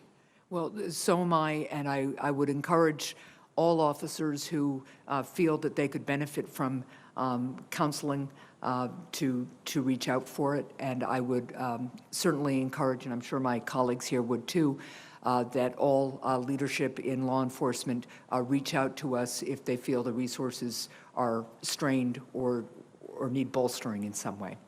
Thank you all for your service. Thank you very much for your testimony and for being here today. To the chair and ranking members of our respective committees, thank you so much for organizing this hearing. Thank you, Senator Hess. And Chair now recognizes Senator Hawley for his questions. Thank you, Mr. Chairman. I want to begin by saying a special thank you and a special acknowledgement to Captain Mendoza, who shared her testimony earlier this morning. Captain Mendoza is a native of Missouri and an alumna of Park University, if memory serves. And I just want to say to her, I want to thank her for being here today, but also for her incredible bravery and courage on January 6th. And on behalf of the entire state of Missouri, I want to say thank you for what you have done. Thank you for what you represent. And I also want to take that opportunity to say again now, as I said on the night of that terrible day, a thank you to all of the law enforcement from all of our various branches who responded in this dire emergency to face these criminal rioters, these violent criminals, to repulse them from the Capitol and to secure this space so that the work of Congress could continue. So thank you, and a special thanks to Captain Mendoza from the state of Missouri. Mr. Sund, if I could just return to the question about the National Guard activation. I'm a little bit confused about the timeline here, and I want to ask you and Mr. Irving some questions just so I can get this clear in my own head. I'm looking at your written testimony. You testified that you spoke with Mr. Irving at 1:09, actually both of the sergeants at arms at 1:09 p.m. Now I understand there's a little bit of dispute about the timeline here, but you do say that Mr. Irving advised you that he needed to run it, namely the request for the National Guard, he needed to run it up the chain of command. Have I got that right? That is correct, sir. Okay, Mr. Irving, could I just ask you, when Mr. Sund says that you told him you needed to run it up the chain of command, to whom were you referring there? Senator, I do not recall a phone call at 1:09 when I was on the floor of the House during the Electoral College session. My phone records do not reflect a telephone call at that time. And had I received a call at that time, I had everyone with me. I had Mr. Stenger, leadership. We would have approved it immediately. So I have no recollection of that call, and neither do I have a record of it. You say, I think, that you spoke with Mr. Sun later at approximately 1:30. Is that right? That is correct, after I left the floor. And on that call, he had indicated to me that conditions were deteriorating and that he might be making a request at a later time. Okay, and did you then say that you needed to run it up the chain of command or words to that effect? No, not to my recollection. I notified leadership and I went to Michael Stanger's office to receive updates from Mr. Sund as to conditions outside and to determine whether he needed to make a request or not. And when the request was made, shortly after 2, we approved it. And when you say we, who's we? We approved it. I was in Michael Stanger's office, so next to Mr. Stanger. And so you did not consult congressional leadership. You weren't waiting at any point for input from congressional leadership. Is that your testimony, Mr. Irving? Have I got that right? Yes, I advised them, as we would do with many security protocols. But you weren't waiting for them at any point. There was no delay, you're saying, in getting National Guard requests because you didn't at any point actually wait for the input of the Speaker or the Majority Leader or anybody else. No, absolutely not. Mr. Sund, is that your recollection? My recollection was at 1:09, while I was sitting in the command center watching things rapidly deteriorate, I made a phone call. The phone call was made in the presence of, I believe, both my assistant chiefs and possibly my general counsel, at which time I made the initial request that we need to activate the National Guard. The situation's bad on the West Front. I followed up at 1:22 to check on the status of the request. Okay. One of the things I'm trying to get clear on here is who would constitute the chain of command. Now, it sounds like Mr. Irving is saying that he actually never made that statement and he didn't consult anybody else. I mean, my understanding is from the statute, 2 U.S.C. Chapter 29, Section 1970, that in an emergency situation, I would think that this would qualify, that the Capitol Police Board does not have to consult with members of the Senate or House leadership in order to make a request for deployment of the National Guard or a request of other executive departments and executive agencies. So it would seem strange to me that there was any talk about a chain of command that would involve anybody other than the Capitol Police Board, given the statute. But there seems to be some confusion about the basic facts and who asked for what when. Let me just ask you this, Mr. Sund. On Monday, January the 4th, you've testified that you approached House and Senate Sergeant-at-Arms to request the assistance of the National Guard, and Mr. Irving stated that he was concerned about the optics of having the Guard deployed. Is that right? Am I remembering that correctly? That is correct, sir. On the 4th, it actually wasn't a phone call. It was an in-person visit over to his office where I went in and requested the National Guard. And Mr. Irving, could you just clarify when you use the term optics, and maybe your recollection is you didn't, so maybe you could speak to that. Did you talk about being concerned about the optics of the National Guard? And then could you just elaborate on what you meant by that? Again, this is Monday, January the 4th now. Yeah, on Monday, January the 4th, Senator, safety was always the deciding factor in making security plans. And the issue on the table was whether the intelligence warranted troops at the Capitol. And the conversation with Mr. Sund was not, I did not take it as a request. He was merely informing me that he had received an offer from the National Guard. And then when we included Mr. Stanger, the three of us discussed the specific issue as to whether the intelligence warranted the troops, and the answer was no. It was a collective answer, no. And then Mr. Stanger put forth his recommendation to have them on standby, and my recollection was Mr. Sund was very satisfied with that. In fact, he briefed the following day that he was satisfied, and I heard no concern any time thereafter. Were you concerned, this use of the word optics, the appearance, what it would look like to have the Guard, this is what Mr. Sund has testified was a concern on January 4th, that there was a reluctance to request assistance because of the appearance. Was there something that you were, what's the appearance that you were concerned about, Mr. Irving, if indeed you were? Were you concerned that having the Guard present would look like it was too militarized? Were you concerned about the criticism of the Guard being deployed in Washington during rioting earlier this summer, the summer of 2020? Would just give us some insight into your thinking there as you recall it. Senator, I was not concerned about appearance whatsoever. It was all about safety and security. Any reference would have been related to appropriate use of force, display of force, and ultimately, the question on the table when we look to any security asset is, does the intelligence warrant it? Is the security plan matched with the intelligence? And again, the collective answer was yes. Mr. Chairman, could I just ask one final question? Yes. Thank you. Madam Chair, thank you. Speaker Pelosi has asked retired Lieutenant General Russell Honore to lead an immediate review of Capitol security in light of the attack.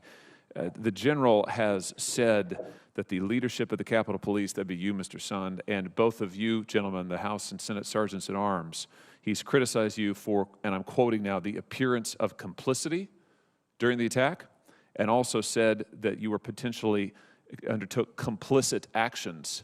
Those are his words during the attack. Mr. Sund, were you complicit in this attack on January 6th? Absolutely not, sir. I've heard those comments as well, and I think it's disrespectful to myself and to the members of the Capitol Police Department. Mr. Stinger, were you complicit in the attacks on January 6th?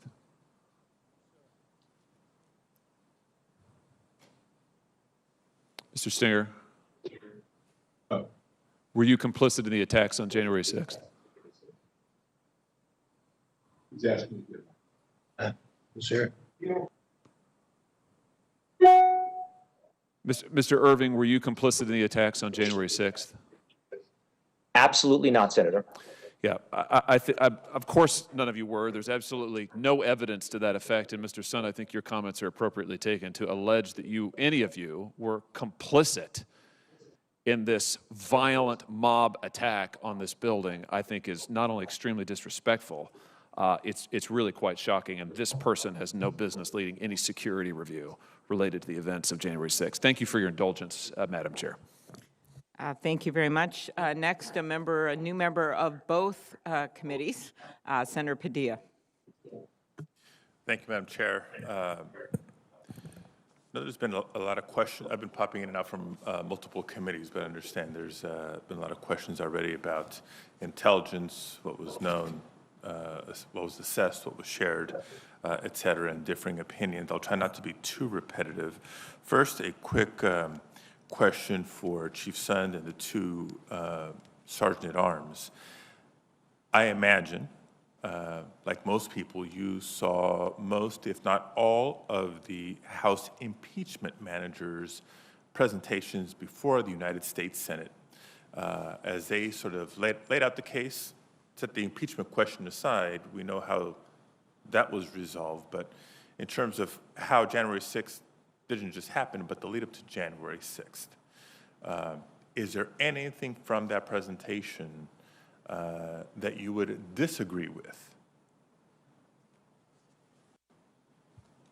So to just make sure I understand, the video I watched and all the information, the video that was portrayed is all accurate video.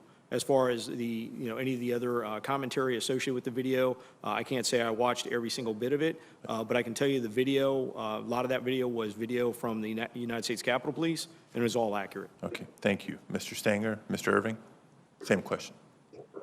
The video I saw certainly reflected what I could see from my window on the day of January 6th.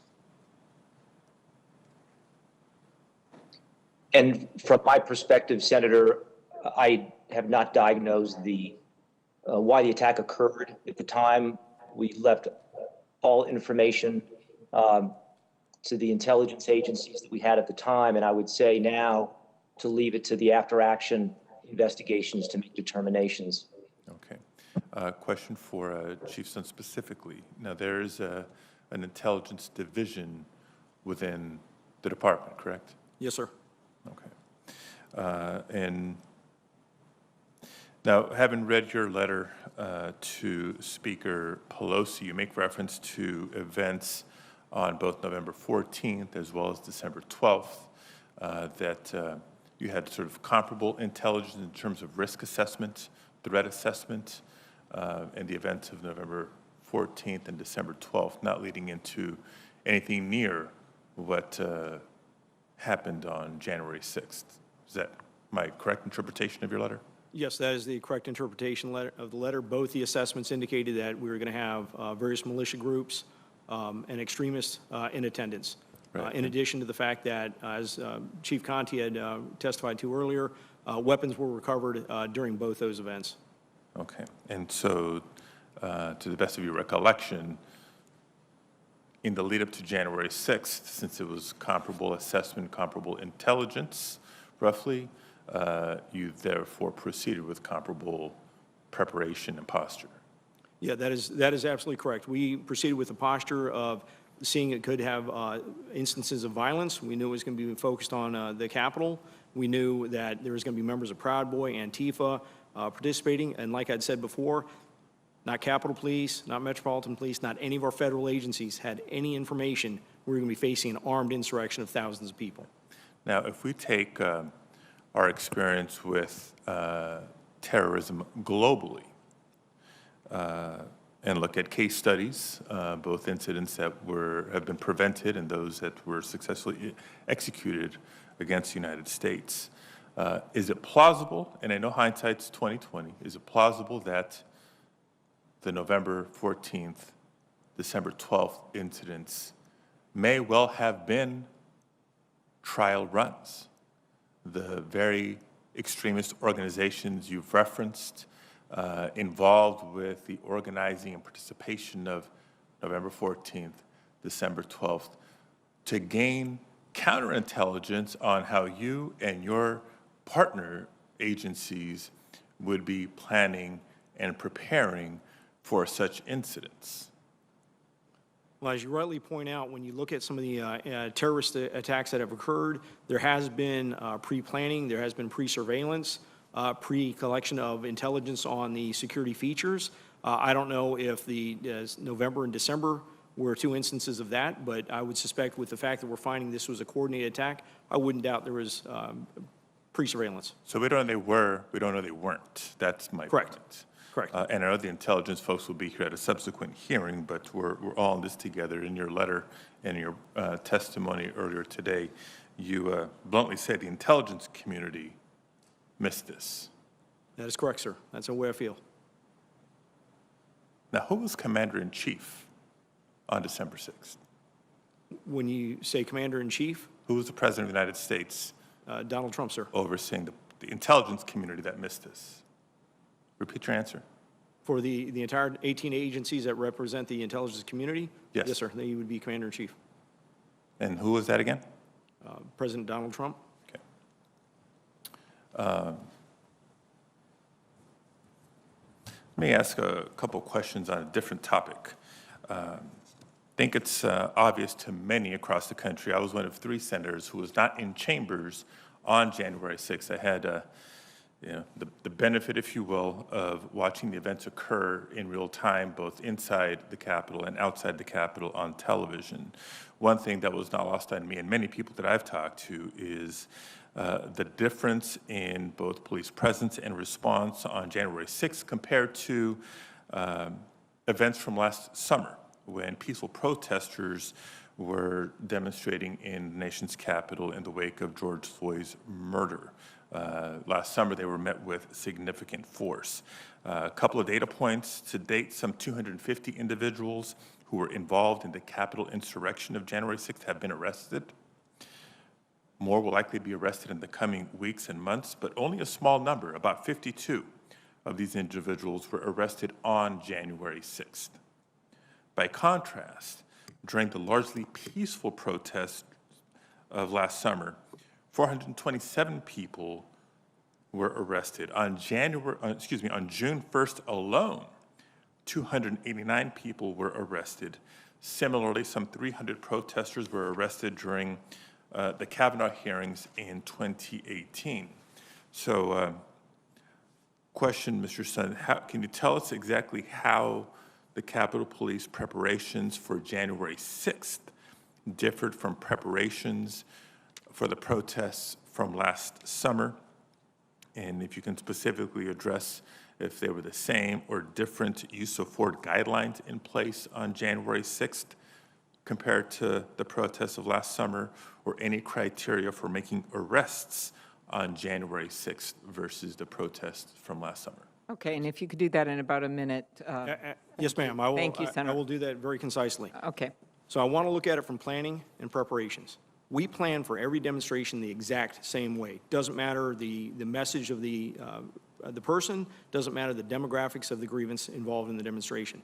We do it the exact same way. We develop our information, we develop our intel, and we base a response plan on that. So let's transition to preparations. I will tell you, we handled 15 major demonstrations involving Black Lives Matters groups, following the death of George Floyd over the summer. We had a total of 6 arrests. 6 arrests, no use of less lethal capabilities, no use of lethal force capabilities. The events, everything that we put into place for January 6th far exceeded any planning that we did for any events in 2020. With the full activation of the department, the size of the perimeter that we expanded, the deployment of additional protective equipment, the deployment of less lethal and the application of less lethal, with far exceeded anything, any other event that I can recollect on the nation's capital. So I'll just leave it at that. We Thank you. provided and prepared much more. Thank you. We're going to go, and thank you, Senator Padilla. We're going to go to Senator Haggerty and then to Senator King, who's been very patient and been on with us online quite a while. Senator Haggerty. Thank you, Chairman Klobuchar. Thank you very much for having us here today and for holding this hearing. I want to begin by thanking all of the law enforcement officers that are represented here today. You and your families, thank you for your sacrifice, and certainly my heart goes out to those families and their loved ones who lost their lives in this. In the spring and summer of 2020, many people criticized the use of the National Guard to help restore order in Washington following some of the worst rioting in decades. Mayor Bowser said that the Guard presence was, and I quote, unnecessary and may be counterproductive. And a D.C. National Guard leader even had to tell his troops, I quote again, some of the D.C. public does not agree with our mission and may have nefarious intention toward our service members. And according to a January 5th Washington Post report, top Pentagon officials emphasized that on January 6th, the Guard would have a, quote, far more muted presence than in June, saying that, quote, we've learned our lessons and will be absolutely nowhere near the Capitol building. Mr. Sund has stated that despite attempting to attain National Guard support on Capitol Hill on January 6th, he was unable to get approval for such support. And several people today have referred to concerns over the optics of January the 6th. So my first question is directed to Mr. Sund. Do you think that the backlash against the use of National Guard troops to restore order back in the summertime led to reluctance in advance of January 6th to utilize Guard troops to protect the Capitol? Sir, I cannot really testify to what the inner workings was or working decisions over at the Pentagon regarding either the decisions from over the summer or the memo that was put out by the Secretary of the Army on the 4th. However, I was very surprised at the amount of time and the pushback I was receiving when I was making an urgent request for their assistance. That's regrettable. I'd also like to follow up on a line of questioning that Senator Hawley brought up. Speaker Pelosi had indicated that she intends to establish a commission to examine the events of January 6th. Of course, that's why we're here today, examining those issues. Speaker Pelosi has also appointed a retired Army Lieutenant General, Russell Unruh, who is going to lead the investigation of what happened. But days after the attack, General Unruh said, I think once all this gets uncovered, again, I'm quoting him, it was complicit actions by Capitol Police. Before he added that you, Mr. Sund, were, quote, complicit along with the Sergeant at Arms in the House and Senate. My question is, do any of you believe that comments like these by Mr. Unruh suggest that he is someone who is well suited to conduct a serious and unbiased review of the events of January 6th? If so, please explain. I'll go ahead and start with that response. As I mentioned before, I found the comments that he made regarding myself and also the Capitol Police officers highly disrespectful to the hardworking women and men of that police department, and also to myself. I welcome and I look forward to an after action that will move this agency forward, move our partnership with the federal agencies forward, but it has to be done in an unbiased fashion. I couldn't agree more, Mr. Sund. Any other responses? I would disagree with the general's what he said. I don't believe that's true. There's a lot of people that put themselves in very much danger on that day, and I think saying something like that is just not in good taste. Yeah, I can't imagine that being said myself, implying that you all were complicit in this. But I thank you for your answers, for your service. I yield back, Mr. Chairman. Madam Chairman. Thank you very much, Senator Haggerty. Next, Senator King.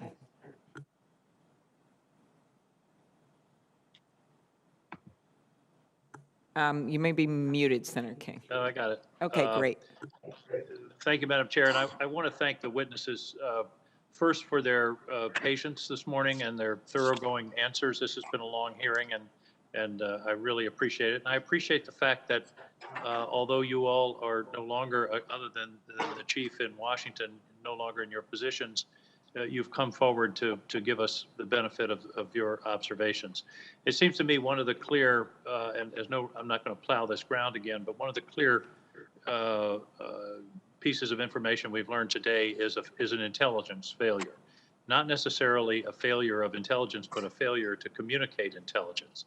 And I think that's something that we all need to think about, and you can be very helpful to us in suggesting what should be the chain of communication in terms of intelligence. You can't adequately prepare if you don't have the information, and it clearly seems to me there were some failures. Chief Sund, I have a specific question for you, and it's more forward-looking, but I'd appreciate your insights. The question is, how do we protect the Capitol from either an angry mob or, probably more likely, one or two or three malignant actors without turning it into a fortress? How do we allow the American people to go in the rotunda, to tour the Capitol, to picnic on the grounds, to play with their kids? That it seems to me that going forward, that's really one of the challenges. We want security, but we don't. I would hate to see the U.S. Capitol turned into a fortress. Your thoughts, Mr. Sund? I think you need your mic on there. Thank you. There we go, ma'am. Thank you very much. I'll go back to your original comment with the intelligence and the communications. I think we have the process in place for when we have credible intelligence, especially high-level credible intelligence, to quickly get to where it needs to be. I think my big concern is, on the collection, on how wide we're casting the net to collect our intelligence that would have revealed this was coming, and we were facing this type of mass insurrection. I definitely want to say the Capitol Police is well-versed, well-trained on handling what you're talking about, a Mumbai-style attack. A couple of, attackers armed, active shooter events, things like that. Those are the type of events that we are ready for. It is the thousands of people that are storming the Capitol that creates a big issue with us. So when you talk about, physical security, and I'd mentioned it in my opening statement and one of the initial questions, I think there are options for maintaining an open environment, an open campus type of environment, while putting some substantial physical security measures in place, both for the building, the skin of the building, as well as farther out. Time and distance is our best friend, and the most important thing is to provide some kind of protection farther out so the officers have more more time to deal with it. But that's something that I think should be discussed in a closed or classified session. I understand, but and I hope that is a discussion, Madam Chair, that we can have. I think that's a very important because we just, as I say, we don't want the United States Capitol to be so protected that it's inaccessible to the American people. Amplify on your intelligence. It seems to intelligence answer. It seems to me you're saying it's communicated adequately, but we didn't have the collection that we needed. For example, the Norfolk, Virginia letter. How does it get filtered, and where does it get filtered? Again, the Norfolk Field Office letter.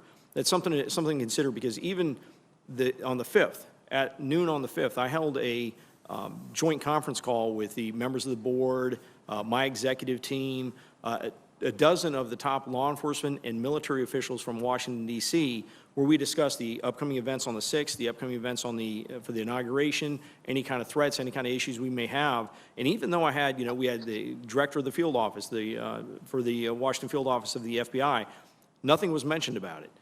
So I think my big point is, I think we need to look out. There's significant evidence coming out that the insurrection that occurred on the 6th was planned, coordinated well in advance, coordinated almost to the point where you're looking between a number of states where you're having events coordinated.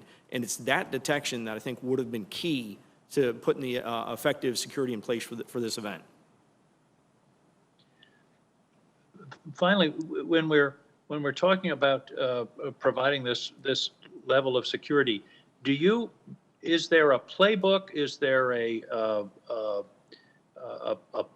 contingency plan that's literally sitting on a shelf somewhere that says demonstrations around the Capitol, here's what you do? I mean, some of the timing things, for example, the deployment of the National Guard might have been faster had there been a predetermined set of phone numbers, actions, steps to be taken. Does that exist? And if not, should it exist?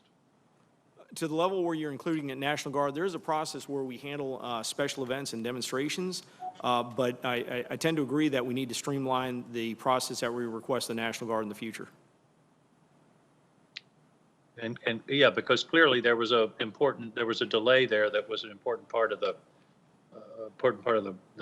response at the time. Madam Chair, I want to thank these witnesses. I think they've really made a contribution. And they made a contribution when they were serving in their respective positions. Thank you. I yield back. Thank you.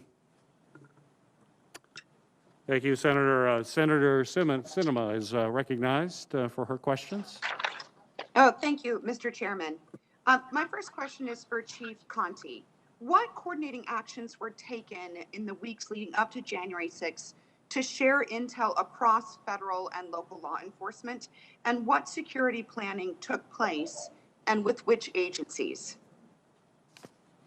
Thank you for that question. So there were a series of several meetings that took place leading up to the events of January the 6th. There are the weekly law enforcement partners calls that take place where our federal partners are part of that. There's the First Amendment coordinating calls that took place, at least two of those, prior to this event. There's a National Park Service permit call that also took place prior to this event. And as Chief Sund mentioned, several calls involving several of the law enforcement entities leading up to the events of January the 6th. So there are a significant amount of phone calls or virtual meetings that took place leading up to January the 6th. Thank you. And could you talk a little bit about what you see as the mistakes that were made or the holes that didn't help connect all those dots in those meetings and coordinating prior to January 6th? So I think the major issue, at least from my perspective, I think that in terms of the sharing of information, how it's shared, I think that is where the focus should be. Again, we're talking about a report that came from the Norfolk office on the day before, that night, it's around after 7:00 p.m., that was sent to email boxes. You know, as the chief of police for the Metropolitan Police Department, I assure you that my phone is on 24 hours a day, 7 days a week, and I'm available for any phone call from any agency that has information with respect to something of this magnitude happening in our city. Certainly, if there was information about one of our police stations being overrun or a federal building being overrun that was relayed to the Metropolitan Police Department, I assure you that I would be on the phone directly with the officials that are responsible for the law enforcement response to give them that information firsthand. Not really relying on technology in the form of an email in hopes that that information makes it to where it needs to be. So I think that that's critical. To Chief Sund's point, there were several phone calls leading up to this, and no specific information that talked about the events that we saw and experienced on January the 6th. And I really do believe that there should be quite a bit of attention given to that. I appreciate that. My next question is for Mr. Sund. So you outlined that the FBI report was sent via email to the Capitol Police the evening of January 5th, and that you never received the report. Is there an understanding within the system of how that report did not make it to you or to other individuals in leadership in the Capitol Police the night of January the 5th? I appreciate that question, ma'am. Actually, as I mentioned earlier in the discussion, this is a report that I am just learning about within the last, they informed me yesterday of the report. So I'm not sure of what investigation may be going on. I've since January 8th have left the department. What investigations? I know the chief has put additional safeguards in place to make sure something like that doesn't happen again, but I'm not sure of what the outcome of was, why that didn't get pushed up farther. Was there an expectation or a process or procedure prior to January 6th that should have gotten that memo up to your attention the night of January 5th? There's a process that ensures that information from the Joint Terrorism Task Force and through our task force officers gets over to their intelligence division and would be moved up to our intelligence analyst and the director of that intelligence division. And then based on that information, he could push it then up to the assistant chief or directly to me. He has my cell phone number. We talk regularly. And so, as you mentioned, you were just learning about this recently, but would it have been an expectation that the FBI would have called Capitol Police or someone on the Joint Task Force to alert the new intelligence in an expedited fashion, knowing that this information made it to the Capitol Police intel team on the 5th? What I'm trying to understand is how it did not get to the higher levels to make preparations the night of the 5th. Right. I'll just go ahead and echo what Chief Conti had mentioned, that I do think that deserves additional focus.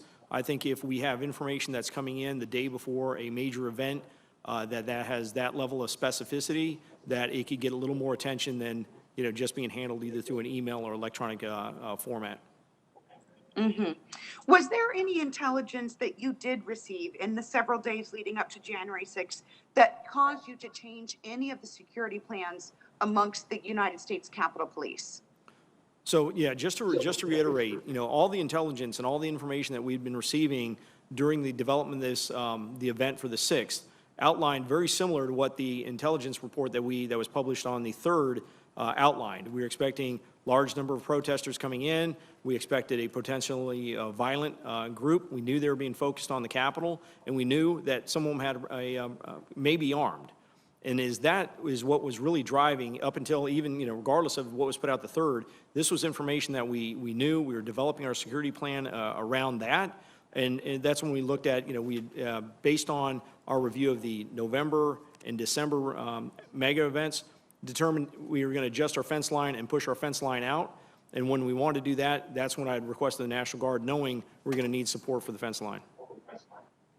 Thank you. Chief Conti, you stated that the intelligence that you had received on January 6th didn't differ from the previous MAGA marches, the 2 previous. Was there any conversation or consideration about the fact that the January 6th was scheduled on a very important day that Congress would be in session certifying the results of the election? And was that different in a consideration around security than the other 2 marches, which had been on weekends without Congress being in session? Absolutely, and that's reflected in the response posture for the Metropolitan Police Department. For the 2 prior demonstrations that happened, the MAGA 1 and 2 marches, the Metropolitan Police Department, we did not call up officers from surrounding jurisdictions to be stationed physically within the footprint of the District of Columbia. We did not do that before. The mayor, in addition to calling up those additional resources, again, called up the National Guard specifically for the reasons that we outlined to them, which would allow the Metropolitan Police Department to be a lot nimble in our response. That, in essence, enabled us to be able to respond quickly to assist the Capitol Police officers. So those response those responses were different. We were disrupting individuals or intercepting individuals who were armed with firearms in our city in violation of the mayor's order, many of whom that were on federal grounds. So the Metropolitan Police Department's posture certainly was escalated beyond what we did the prior two marches. Thank you. Mr. Chairman, I appreciate your indulgence. I see I've gone over my time. I have a few extra questions that I'll submit. Thank you.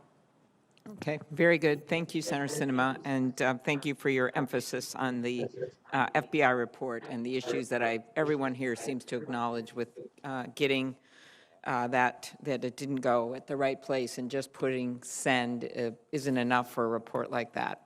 Okay, next we have Senator Cruz, and then after that will be Senator Ossoff. And if there's any other senators who wish to ask questions, who haven't asked questions, you should tell us, because those are the last two we have. Senator Cruz. Thank you, Madam Chair. And let me say to each of the witnesses here today, thank you for being here, thank you for your testimony, and thank you also for your service. I want to thank each of you and also each of the heroic law enforcement officers who demonstrated extraordinary courage in fighting to repel the terrorist attack that unfolded on the Capitol on January 6th. And we are grateful for the bravery and the courage in the face of a truly horrific attack.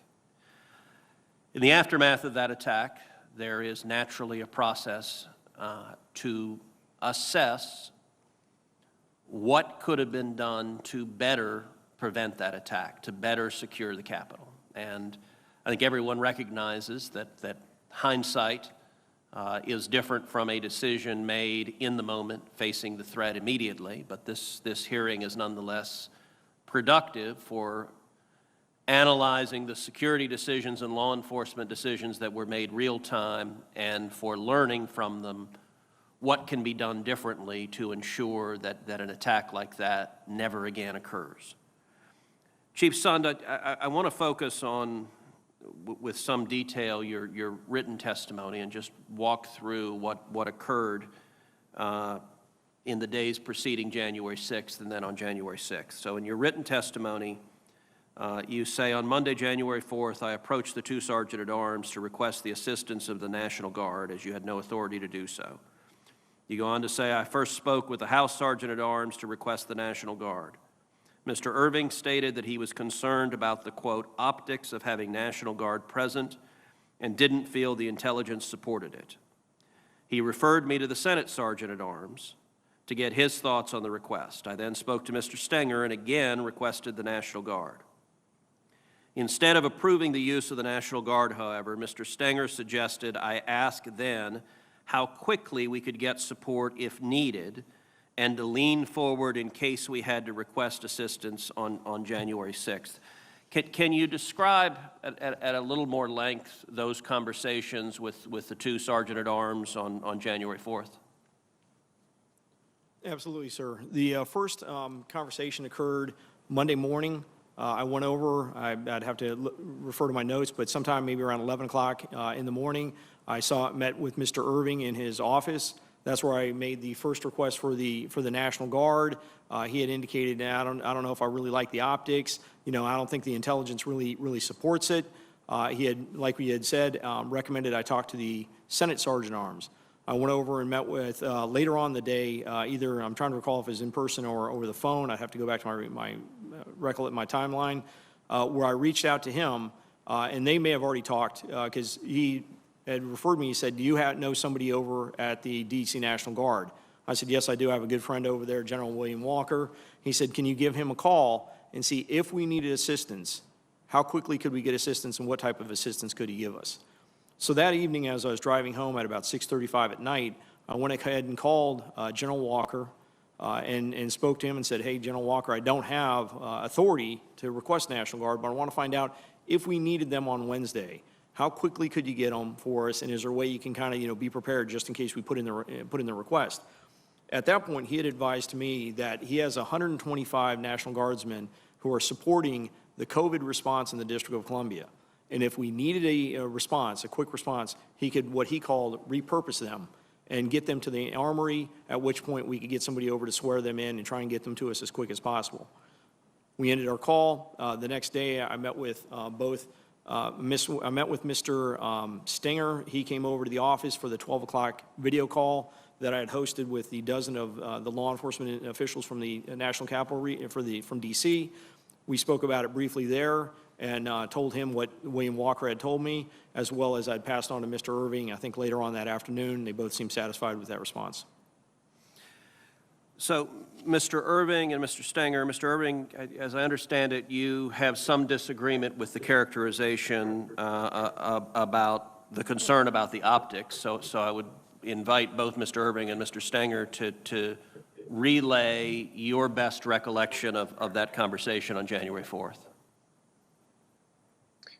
Senator, my best recollection of the conversation on January 4th was a phone call from Chief Sund indicating that he had received an offer for 125 unarmed guard that could be positioned around traffic perimeter checkpoints at the Capitol. My recollection again is, as we followed up with Mr. Stenger, the three of us engaged in a conversation whereby we looked at the offer in light of the existing intelligence. And the decision, the collective decision amongst the three of us was that the intelligence did not warrant the National Guard. And my recollection, that ended the discussion relative to the offer. And the only question on the table is, should we perform any follow-up? And Mr. Stenger recommended that we ask that they be placed on standby. And that was the end of the discussion. So to the best of your recollection, did you make the comment about optics? And if so, what did you mean by that? I cannot remember my exact verbiage. Had I used any language to the effect, it was all in reference to whether the intelligence was matched to the security plan. And let me ask both Mr. Irving and Mr. Stenger, did you all have conversations with congressional leadership, either Democratic or Republican leadership, on this question of supplementing law enforcement presence, bringing in National Guard, either on January 4th or real time in January 6th? On January 4th, no, I had no follow-up conversations. And it was not until the 6th that I alerted leadership that we might be making a request. And that was the end of the discussion. Mr. Stenger? For myself, it was January 6th that I mentioned it to Leader McConnell's staff. So there's been some disagreement about what time phone calls occurred. I know Senator Portman asked earlier. Presumably everyone has phone records. I think it would be helpful if each of you could forward the relevant phone records to this committee. And Chief Sund, you also reference in your testimony that you sent an email to congressional leadership. I have it. If you could forward that to the committee as well, I think that would be helpful. Thank you. Thank you. Senator Ossoff. Thank you, Madam Chair. Thank you to our panel. Just want to take a moment and echo the sentiments of so many of my colleagues expressing appreciation for the men and women of the United States Capitol Police who endured a great deal on January 6th and showed great heroism. And also, Madam Chair, if I might express an interest in working with you to ensure that they're well taken care of and their needs are met. This discussion of the conversation that the three of you had regarding supplementary security support on January 6th raises the question of who's in charge. Is consensus between the two sergeants at arms and the chief of the U.S. Capitol Police required to make such a request? Mr. Sund? The request for the National Guard needs to go to the Capitol Police Board for approval, yes. Who has ultimate responsibility for the security of the U.S. Capitol complex? Which individual? I believe that falls under the Capitol Police Board. The Capitol Police Board. So there is no individual who has personal responsibility for the security of the U.S. Capitol complex? That's the way I interpret it, yes.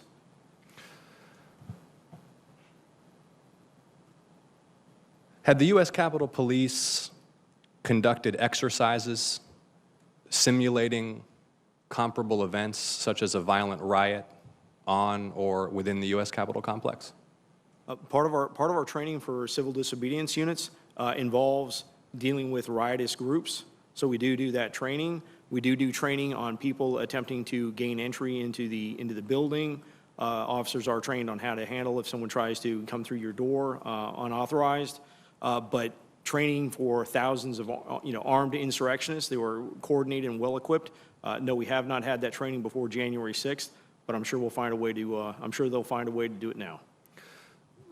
So if I understand correctly, Mr. Sund, you're saying that personnel had engaged in tactical training regarding techniques to repel attempts to breach the complex, regarding rules of engagement, but had any comprehensive exercises that included command, that included procedures for coordination with supporting agencies, that included requests for support, that included communications with the Department of Defense or White House officials or Guard units been conducted?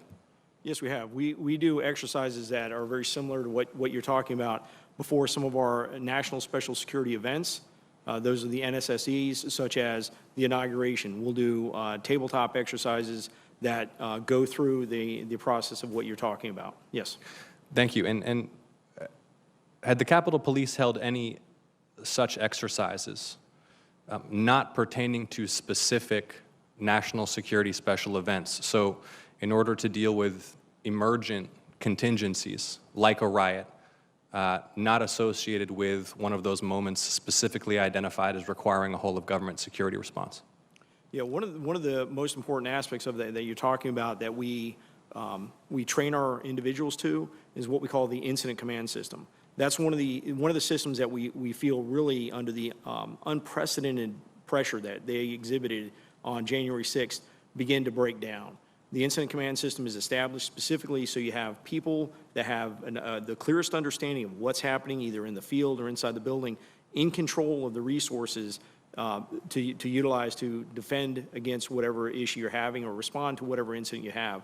It's really an all hazards approach, but that is something that's trained. We have it as part of our general orders. That is something that we'll need to look back on to see how it broke under this pressure. And I asked this question in part because of the account that's been shared regarding the coordination with the Guard unit, which was here for COVID-related mission. And if I recall correctly, you related that you had a conversation with the commanding officer and discussed mobilizing that unit if necessary, first via an intermediary stop at a Marine Corps facility to then come to the Capitol if necessary on January 6th. Were there not pre-existing channels of communication and procedures in the event you, not at a moment such as inauguration or a State of the Union, but on any given day needed a quick reaction force to provide security support? Well, I think that when you refer to it, I think it's the established process where if you're going to request them in advance or request them for an incident, I think what we need to look at is those emergency requests. But there is a process for going through the Secretary of the Army, placing an official request. Ultimately, we did that. We had to do a letterhead after the fact.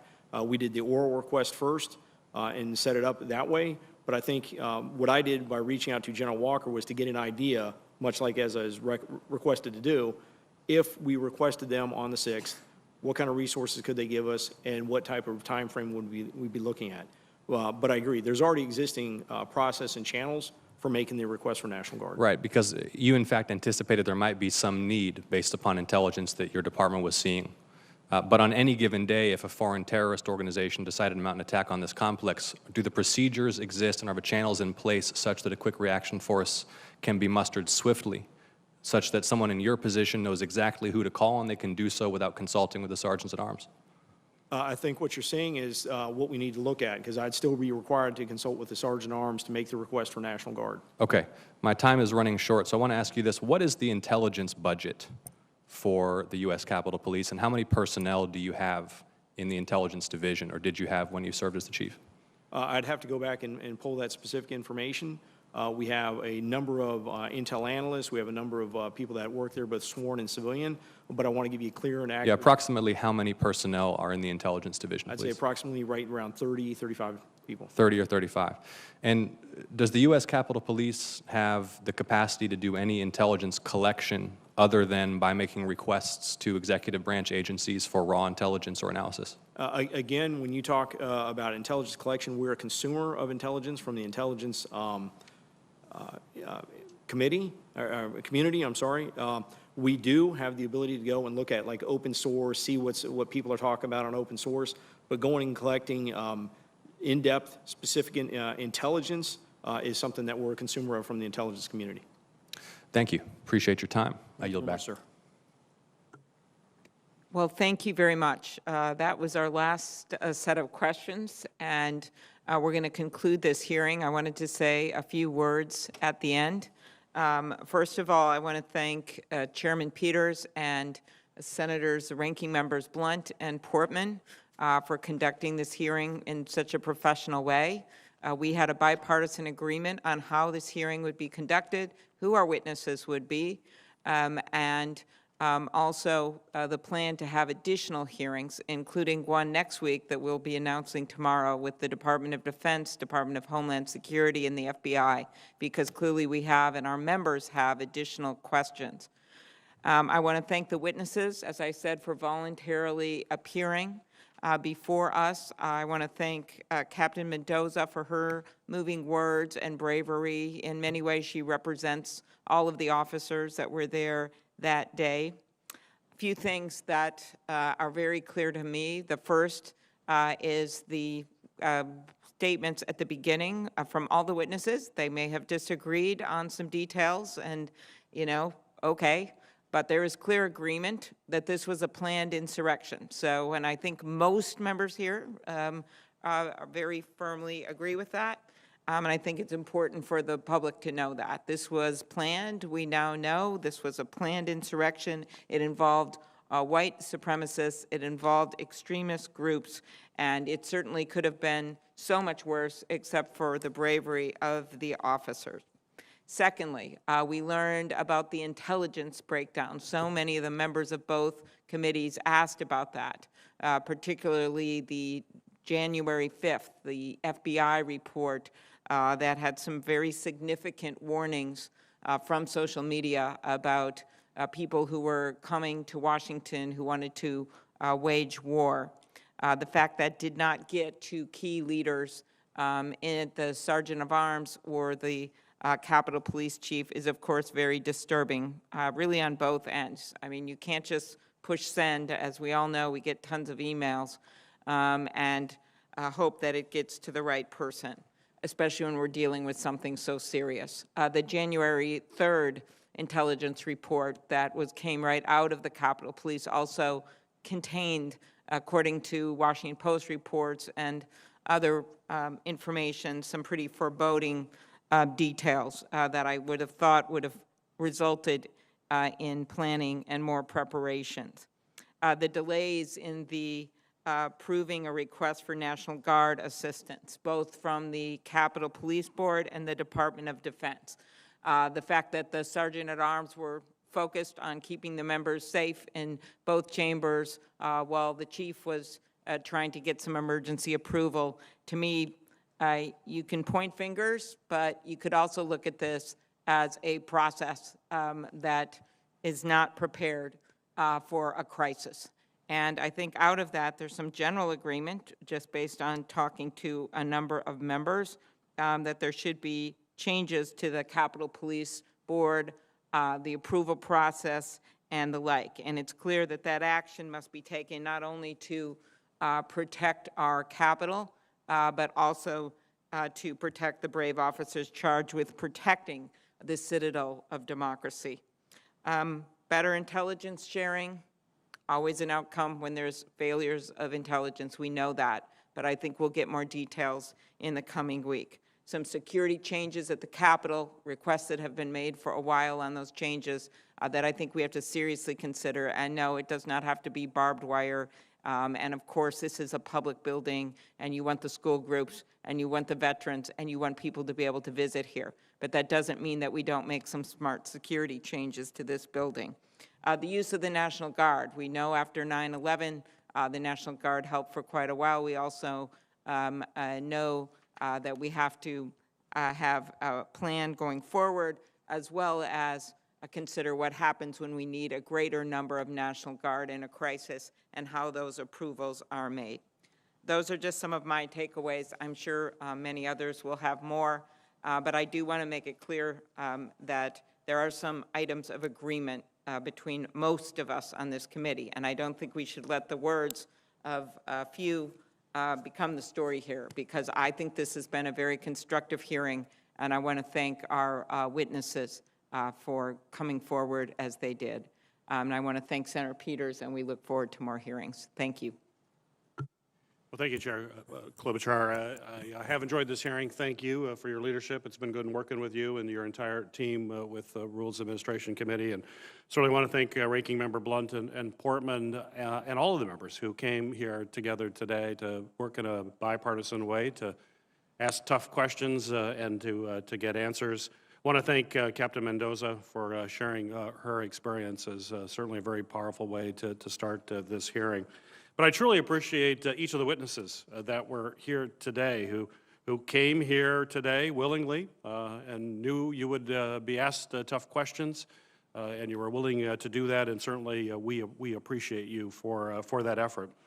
And while this hearing certainly shed some new light and offered some new information on what happened to the lead-up as well as to the response to the January 6th attack on our Capitol, it's also raised a number of additional questions that need to be asked. For the past 2 years, I've been working to draw attention to the rise of domestic terrorism, and specifically violence driven by white supremacists. We have only seen the threat of this violence grow, not just from white supremacists, but also from anti-government groups and people who have been swept up by conspiracy theories and just simple outright lies. The events of January 6th and the answers that we heard today only further highlight a grave national security threat that our current Homeland Security apparatus is clearly not fully equipped to address. Our national security agencies were overhauled, and they were forged in the aftermath of the September 11th attacks. And they're basically built around responding to foreign terrorist attacks. And they have been slow to adapt to this evolving threat of domestic terrorism that we have seen in the last few years. The Homeland Security Committee was created to oversee reforms to fix the intelligence failures that led to 9/11. And now I intend to ensure that this committee oversees efforts to fix the failures that led to the January 6th attack. There's no question our federal counterterrorism resources are not focused on effectively addressing the growing and deadly domestic terror threat. The January 6th attack marked a once-in-a-lifetime failure, and now we have the duty to ensure that the federal government is doing everything in its power to make sure another attack like this never happens again. We must align our counterterrorism resources and our intelligence gathering efforts to ensure we're focused on this dire threat. The FBI, the Department of Homeland Security, and the National Counterterrorism Center right now are 8 months late on a report to assess the threat posed by domestic terrorism. And we're going to continue to push them to complete this report as soon as possible so that we can take meaningful action. There's no question in my mind that there was a failure to take this threat more seriously, despite widespread social media content and public reporting that indicated violence was extremely likely. The federal government must start taking these online threats seriously to ensure they don't cross into the real-world violence. I also plan to keep the pressure up on social media companies to work harder to ensure that their platforms are not used as a tool to organize violence. So this investigation does not end here today, and I look forward to our next hearing where we will continue to seek answers to important questions that were raised today and others that need to be answered. Before we adjourn, however, I have to do a bit of quick housekeeping. It's my privilege to announce the members of the subcommittees of the Homeland Security and Government Affairs Committee for the 117th Congress. The following senators will serve on the Permanent Subcommittee on Investigations. John Ossoff will be chair, Ron Johnson, ranking member, Tom Carper, Maggie Hassan, Alex Padilla, Rand Paul, James Langford, and Rick Scott. The following senators will serve on the Emerging Threats and Spending Oversight Subcommittee. Maggie Hassan, Rand Paul. Maggie Hassan will be chair. Rand Paul will be ranking member. Kirsten Sinema, Jackie Rosen, John Ossoff, Mitt Romney, Rick Scott, Josh Hawley. And the following senators will serve on the Government Operations and Border Management Subcommittee. It will be chaired by Kirsten Sinema. James Langford will be ranking member. Tom Carper, Alex Padilla, John Ossoff, Ron Johnson, Mitt Romney, and Josh Hawley. So congratulations to our new chairs, our ranking members, and to all members of our committee. I look forward to working with all of you in the months and years ahead. Officially, the record for this hearing will remain open for until 5 p.m. on March 9th, 2021, for the submission of statements and questions for the record. With that, this hearing is officially adjourned.